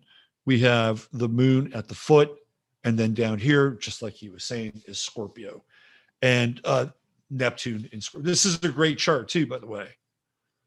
And then this is interesting because Jupiter squares, they're not terrible squares, right? So what is the message of the Jupiter square? Right? You can do things like I can and greater. That is the Jupiter squared Neptune. Like this is an invitation, like dream. This is like, okay, you can do these things too, but greater than I can. Greater than I can. This is the square. This is also the temptation, right? This is probably the temptation that Jesus, aka Sananda, Emmanuel, would face, right? It's like, oh yeah, you can have all this. You can have all of it. This is yours for the taking, brother. It's all yours. And it's like, no, not going to go there. Not going to go there. And even with the Saturn-Neptune opposition, Saturn is the priesthood here. This is exactly what's going on, is the priesthood. And Neptune is devoid of the priesthood. Neptune needs no church. Saturn represents the priesthood and the franchisement, right? The franchisement of the spirit, which is always I think the main issue with this idea of Christianity is that you have, and we talked about that, Christopher and I talked about this with the evangelicals. The evangelicals were being tapped by who? By, Bush Jr. during that entire time. So this is a fascinating chart. And it ties into this idea that Jesus was indeed born on September 11th, right? That's the idea here. And if you can wrap your head around that and then see 9/11 as a ritual, right? Not just a ritual. Well, I don't want to say not just, because what Christopher laid out was tremendous, right? And then that's part of it. The other part of it is this other piece, which is we are going to bury the Messiah, right? We are going to bury your hope. We are going to bury your transcendent figure. That's what we're going to do. We're going to bury that figure here, and then we're going to unleash our gods, right? We're going to open up the portals beneath the World Trade Center so that we can launch them literally into the sky, right? This is the other part of this. And then when you look at some of those things that happened on 9/11, and particularly the thing in Benghazi, where you have an imitation Christ with Christopher Stevens with the crown, and again this ritual sacrifice again on 9/11, right? So this thing comes up again and again and again. Of course, with 9/11, you get the Twin Towers, and which Christopher did a great job in terms of covering. So what about the actual astrology of 9/11 for that day? Well, glad you asked, because I have it. And let's find it. It's right here.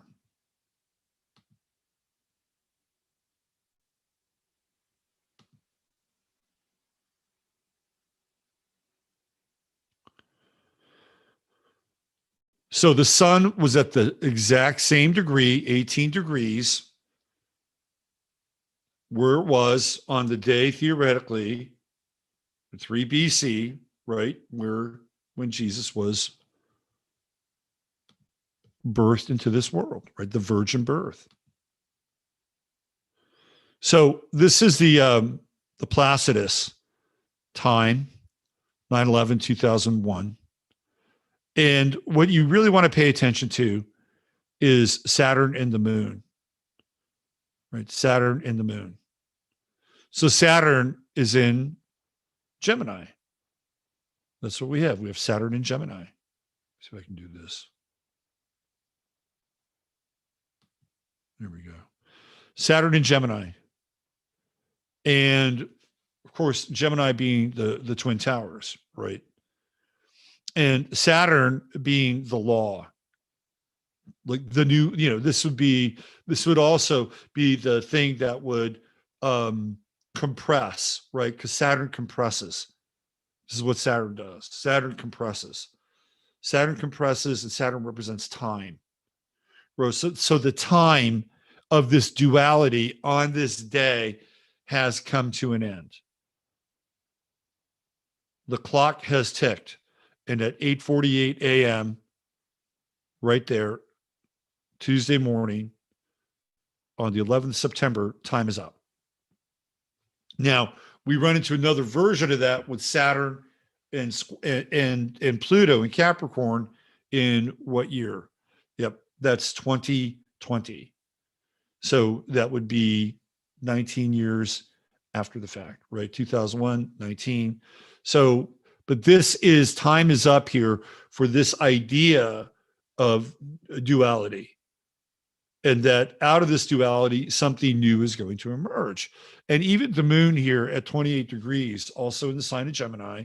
And this is why, and I'm not here to slam anybody that practices sidereal astrology or Vedic astrology, but if you change this into sidereal, you are not going to get Saturn in Gemini. You're going to get Saturn in Taurus. Now, you might get it hanging out on Algol, which would be interesting, right? But it's not the same. So in Placidus world, we're dealing, right? Western Placidus world, we're dealing with Gemini. And we're dealing with the end, right? The end and the birth of something new.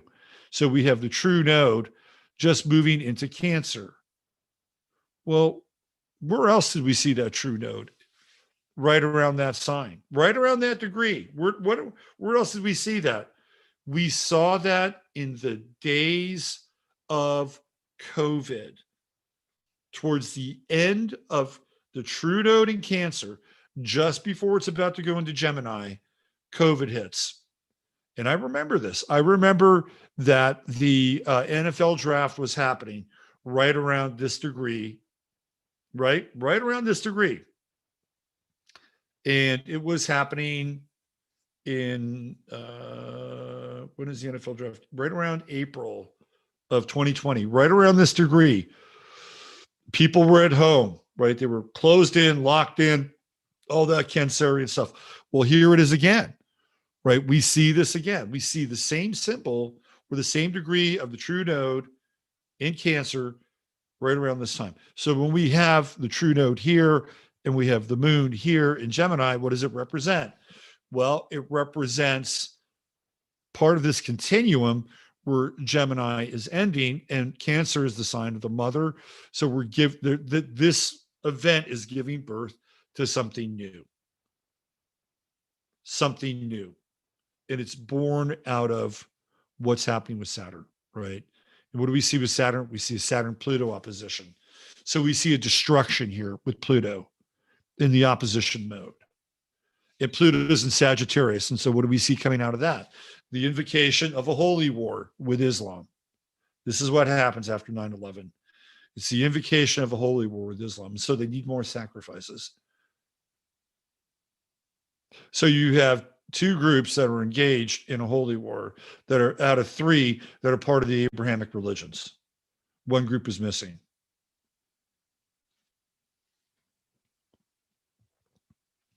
So this also, right, the midheaven on this day is conjunct Sirius. And Sirius plays a pretty significant role in the history of this country as it relates to the 4th of July, the founding fathers, right? The twin star, the pole star. Sirius is right on the roof of the chart. So they're literally, again, using this moment to channel, right? One of their most powerful celestial bodies, the binary star, right? The twin star of our own sun, which has its own twin. So here we have the symbolism of the twins again. And it has to do with the birth of something new into the world, which I think gets into Christopher's brilliant map of the astrotheology of that day. So, and I think this is the other part of that piece, and you can see it here. So here we have Libra on the ascendant. Here we have Mercury in Libra.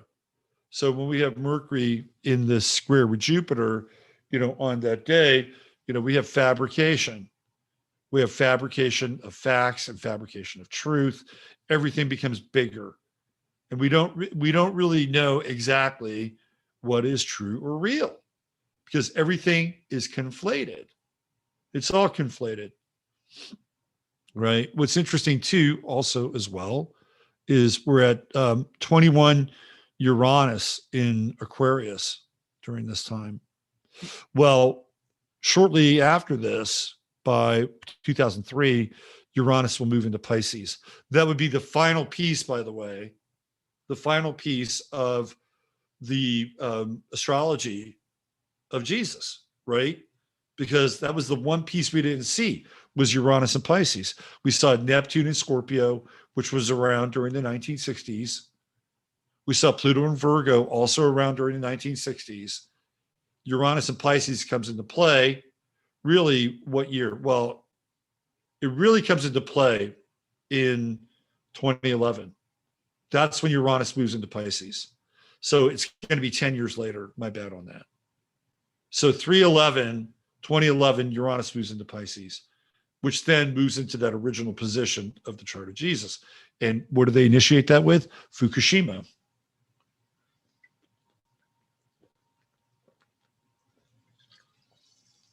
And unleashing the gods of the water, right? Poseidon. So again, you can get into some astrotheology around this as well.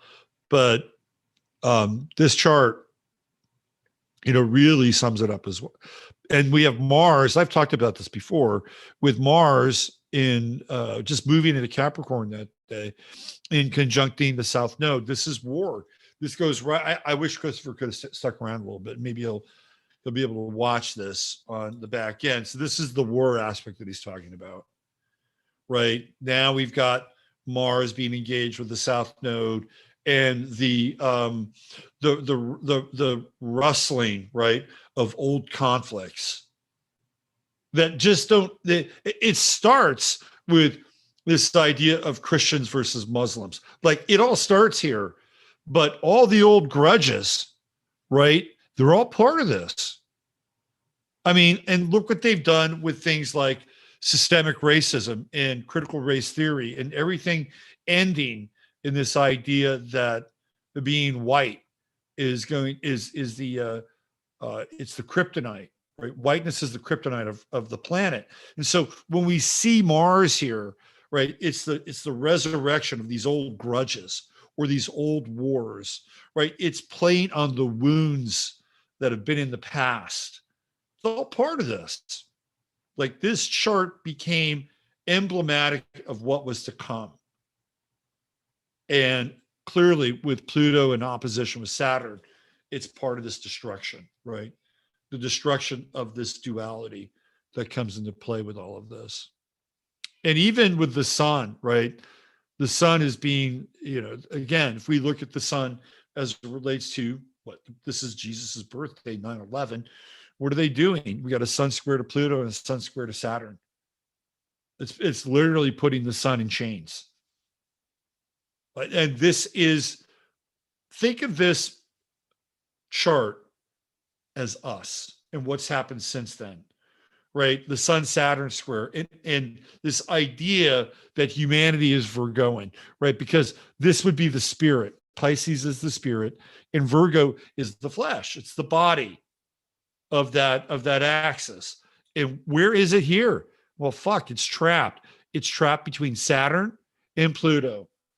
One is, again, more top-down control, more pressure, right? And dualistic pressure. And I said, yes, they're destroying duality because they want to resurrect something new, which is the one tower to rule all. But in this chart, this is the template of what's of what has happened, right? This is the flash photo. Like, this is like the Carillion photo of the energetic imprint of that day. And we are Virgo. This is who we are.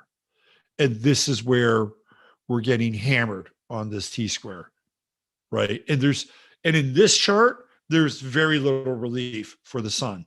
The only relief is this inconjunct with Uranus, which means that we have to take a radical reappraisal of all these things. That's the only relief. And even with inconjuncts, we're dealing with this idea that there is something new, right? Something new, but it's hard for us. It's difficult for us to understand what that new thing is. So I always found this chart to be incredibly interesting. And when I was on Gaia, I did a whole segment on 9/11 as the birth date of Jesus. I talk about a lot of these things, and I look at this chart, and even with like Venus, right? Venus is in Leo, so we think about Venus as being, Leo as being related to royalty and kings. So it's a relationship. It's a relationship to that world. What do we see here? Well, we see, Venus trine Mars and Venus trine Pluto, the mystic rectangle, Venus in sextile. So if you have a relationship with power, authority, and loyalty, you're good here, right? You're good. Uranus becomes something that works for you. It's destructive. And then you get to tap into all these other potentials, right? But if you're not that, if you don't have a relationship with quote unquote royalty or quote unquote bloodlines, or you're not a celebrity, or you're not somebody who has access, to what's going on behind the scenes. You're over here. You're over here in Virgo land, and you're dealing with this T-square, Saturn and Pluto. And that's where we've been ever since, right? That is where we've been ever since. So if you put the two together, and I haven't done that, but if you put the two together, if you put, oh, look who's back. You're going to close out the show? Come on over. There you go. If you put the two together, you can see some very interesting things with both of these charts. Then you throw Christopher's overarching celestial map onto this idea that, you know, this is a ritual that was used to spring the Watchers loose so that they can have reign over the planet again. Well, now you're dealing with a multi-layer cake, right? You're dealing with this whole multi-layer cake that tells the story. We're looking at the celestial story, the astrotheological story. We're looking at the story of the birth of Christ. We're looking at a lot of different things here in the actual day itself. And then you put it all together and you're like, holy fuck, this is huge. What they did on this day was huge, changed everything. And again, part of what I've done to go back into a lot of the Gemini imagery was to track all the Gemini personas that were part of this story, starting with John F. Kennedy. It all starts with John F. Kennedy in 1963, right? On 11/22. And so what do you have? You have 11, right? The Twin Towers, the month of November, and then you have the 2 2s, again, the reflection, right? The twins, 11/22. Where does it take place? It takes place in Dallas. So when you have Dallas, you have the 2 L's, right? 2 L's, which are, again, the twins. If you spell Dallas out and you spell it with a capital D, right? And you go lowercase a, and then you have the 2 L's, you see the twins, you see the Twin Towers. And you go A-L-L-A, right? And what do you have? A-L, you have Allah in between. And what happens in the Twin Towers and this whole thing with 9/11? It's a war in Islam. It's a war in Allah, right? So it all starts there. Who do you have theoretically on the ground, boots on the ground in the Dallas post of the CIA? You have George Bush, who is rumored to be there in Dallas, right? Helping run the operation, right? So what sign is George Bush?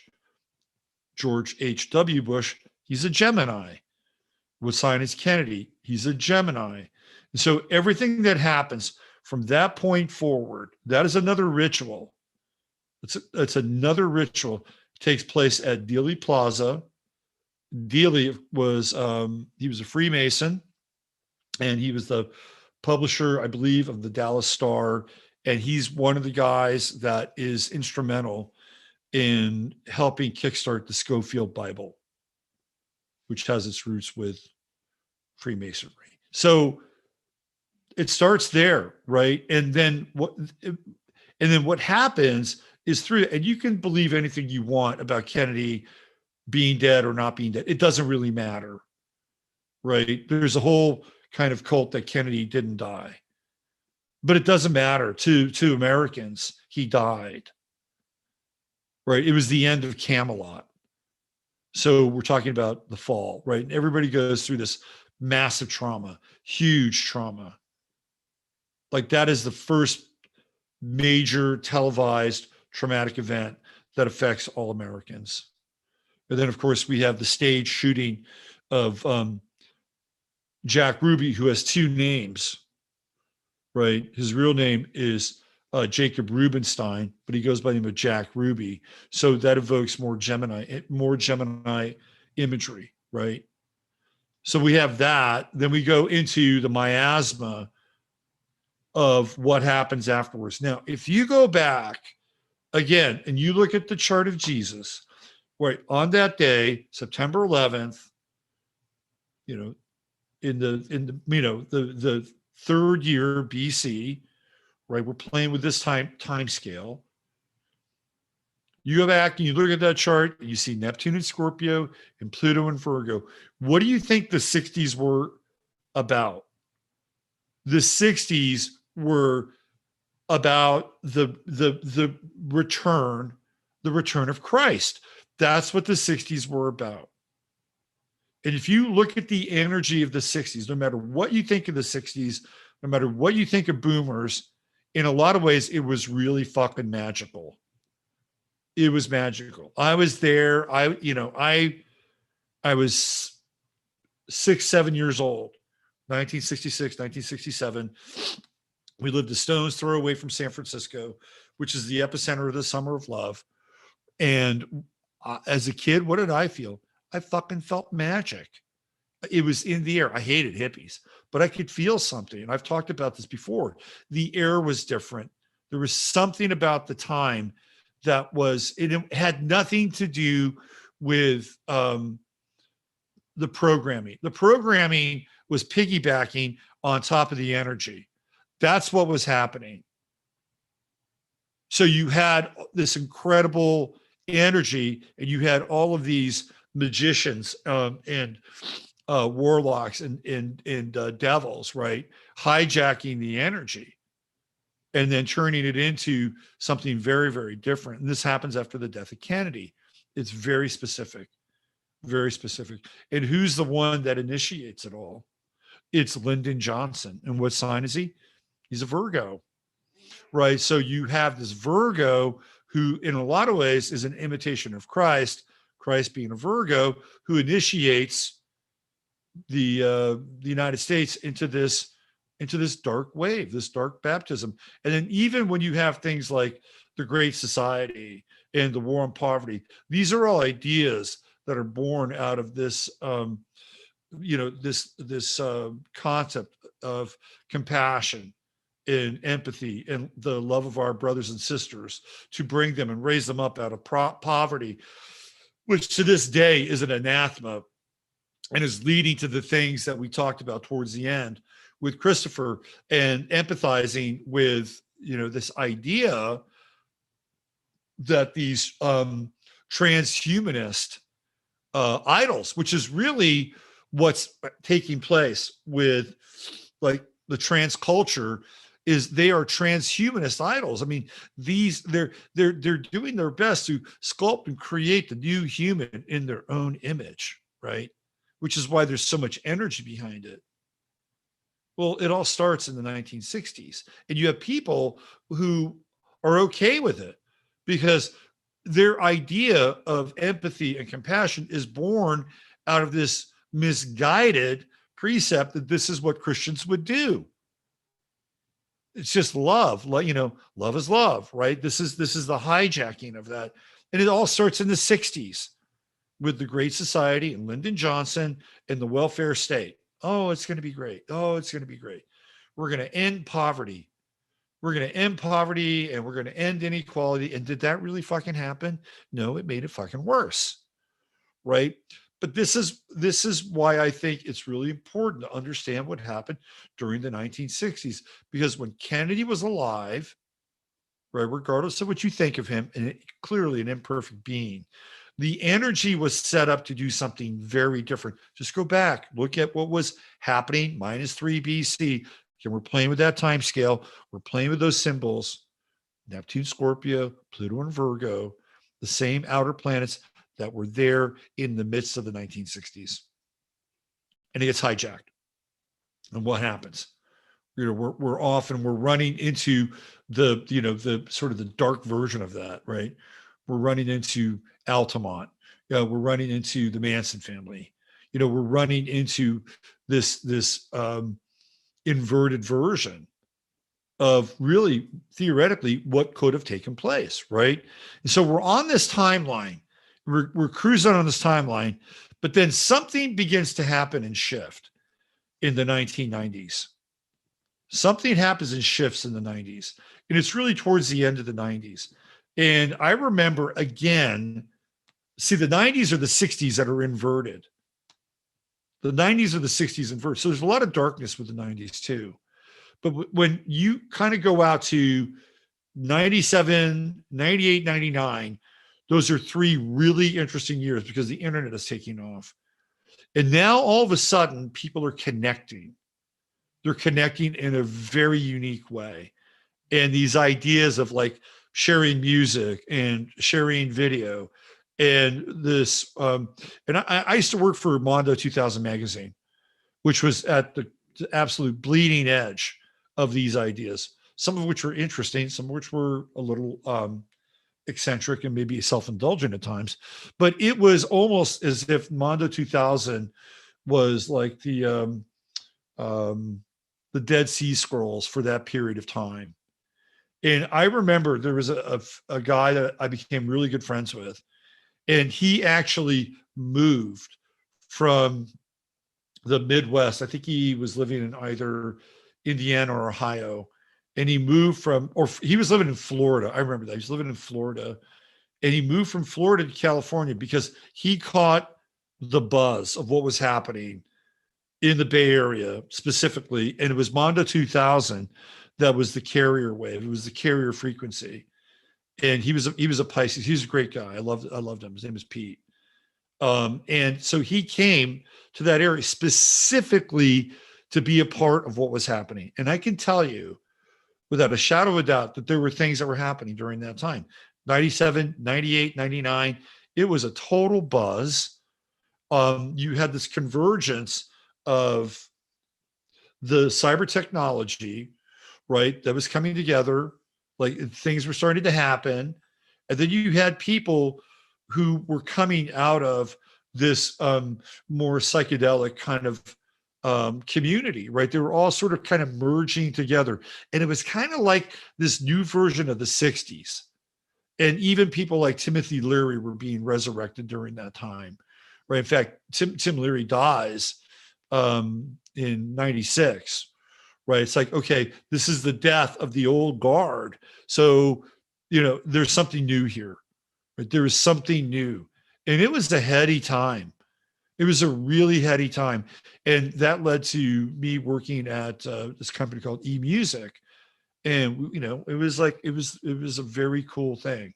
And we were, this is when people actually thought that owning music was cool, right? So we were selling MP3s, but it was more than that.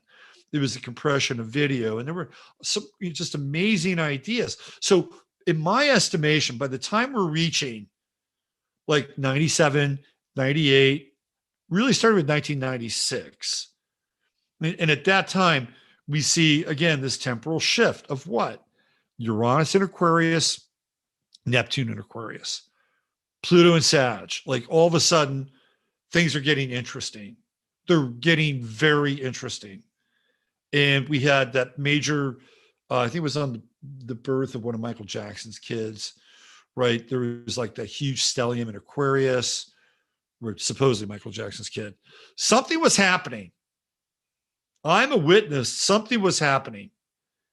In spite of all of Clinton's bullshit, right? In spite of the stuff that they were like engaged in this dark application of programming and trauma, something was happening. Something related to the spirit was bubbling up to the surface. I could feel it. Other people could feel it.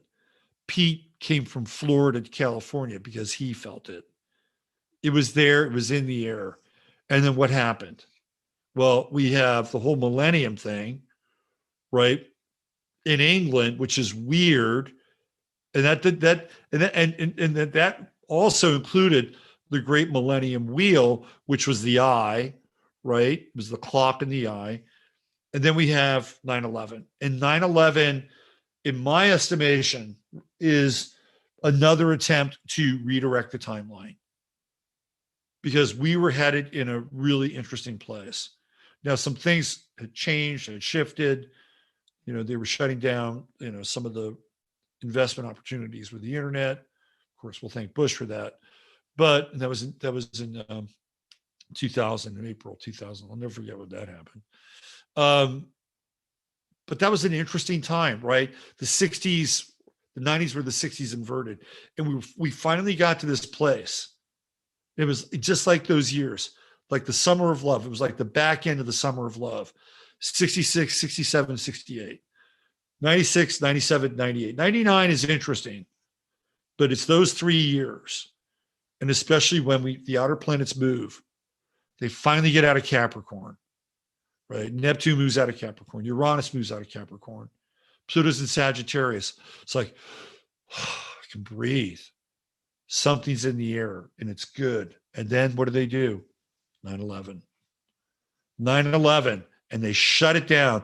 They're like, you don't get this timeline back. We're commandeering this timeline and we have this now. We have it. So we've been trapped, right? We've been trapped with that sun square Saturn, that sun square Pluto since 9/11, the day, theoretically, of the birth of Jesus. And then the Gemini story is plentiful. We talked about Kennedy. We talked about Bush, on 11/22, 63. And then you move forward in time, you look at all the characters that are involved in 9/11. You have Bush's son. So what's his name? You have George. You have two Georges. And what are they? They're like Gemini. They're like the twins, right? Then you have Rudy Giuliani, who's the mayor of New York. What sign is he? He's a Gemini. You have Larry Silverstein, who purchased, right? He purchased the Twin Towers just a couple months before this whole thing happens, right? And what is Larry Silverstein? He's a Gemini. And then who is another player in all this? It's Donald Trump. And what sign is he? He's a Gemini. And there's even this image. I don't want to show you the image.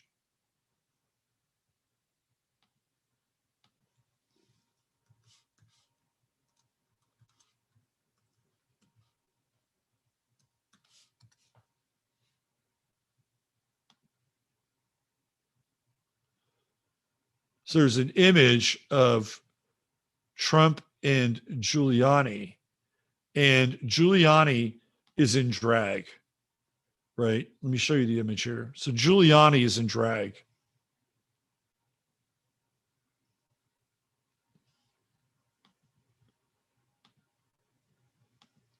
And I've brought this up before. So here's Giuliani in drag, and then here's Trump. So what is this a mirror image of?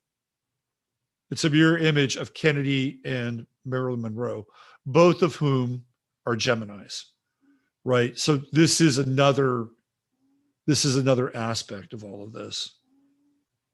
So we have all these Gemini players that are involved in the whole 9/11 story, and Trump knows what happened. He knows exactly what happened.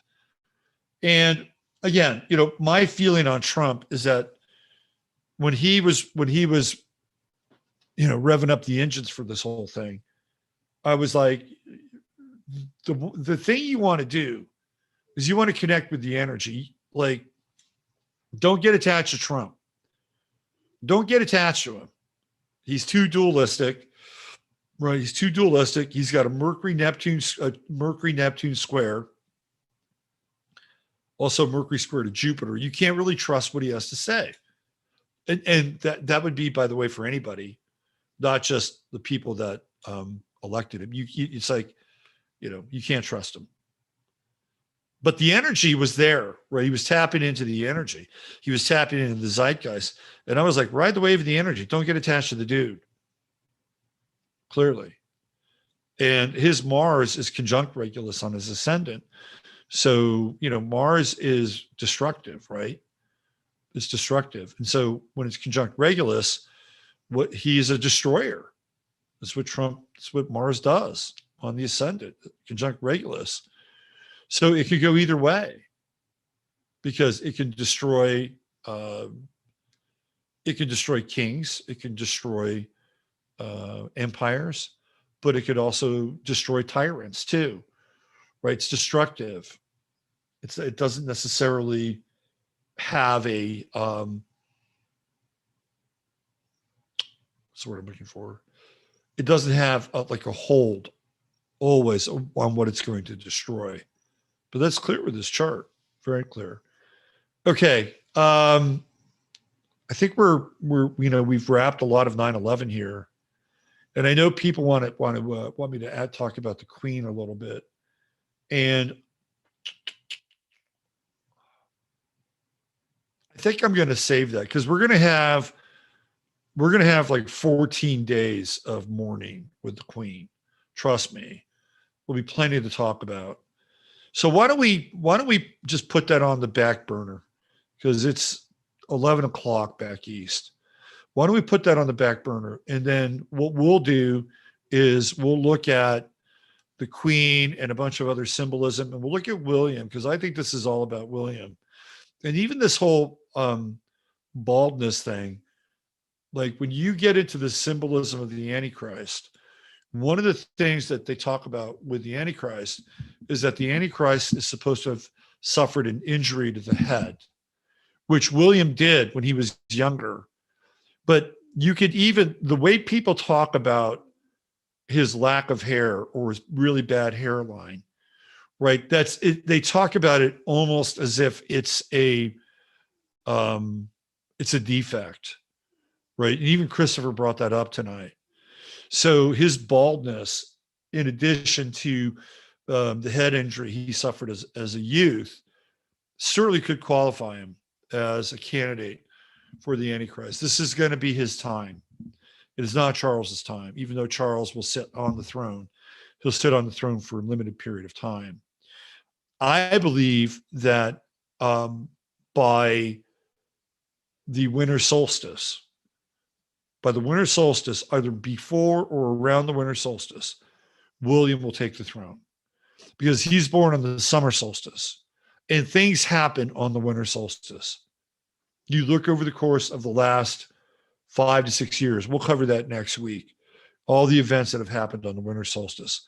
So I could absolutely see William either being installed during that time or something happening to move him onto the throne, like the new time.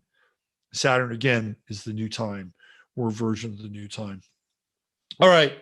I'll be back on Tuesday over on 15minutesofflame.com. If you like what you saw tonight, please subscribe, hit the like button. It's great for algorithms and keeps the views up and gets the eyeballs onto the feeds. Go ahead and do that. I do astrological readings as well. You can find out more about those on my website, robertphoenix.com. I do all kinds of astrological readings. I do coaching. I also have a course in astrology. If you're interested in learning about astrology, that's up there on the top of the page. And that's about it. For me and Jasper, the astrological cat, we're out of here. And we wish you all a wonderful and blessed evening and a wonderful and blessed week ahead. And yeah, I know. And we may be living in the time of the Watchers. That may be true, right? But every day you participate in a living ritual. And that living ritual is the exercise of your own divine concordance, meaning that you are a focal point for the expression of God, that you are a child and you are an example of the very thing that Jesus Christ, Sananda Emmanuel talked about. All right. You are the focal point for miracles and magic. And don't ever forget that. And in order for you to be able to access those things, you must have faith. And you cannot have your light snuffed out. If your light is snuffed out, then you are not really all that accessible, right? You're not really at your most optimal potential. And we need as many hands on deck right now in this realm that we're living in. And we may not be able to save the world, okay? You might have to disabuse yourself of saving the world. But you theoretically can be saved. You can save yourself. And if you are conscious and aware of how you interact with other people, one life at a time, one light at a time, one moment at a time, these are the things that matter. These are the things that count. So don't ever forget that. Never underestimate your own ability to be a focal point for God, right? The divine. You are it. This is exactly what the man whose birthday it is today discussed. And don't forget it. Don't let that lesson be lost on you. Whatever you think about the Bible, whatever you think about organized religion, think about that. Okay? Think about that and rejoice in that. All right. I'm out of here. I'll see you tomorrow. Thanks for being here. Use your head in order to, and I'll see you on Tuesday. Use your head in order to discern what's real. Your heart, two-step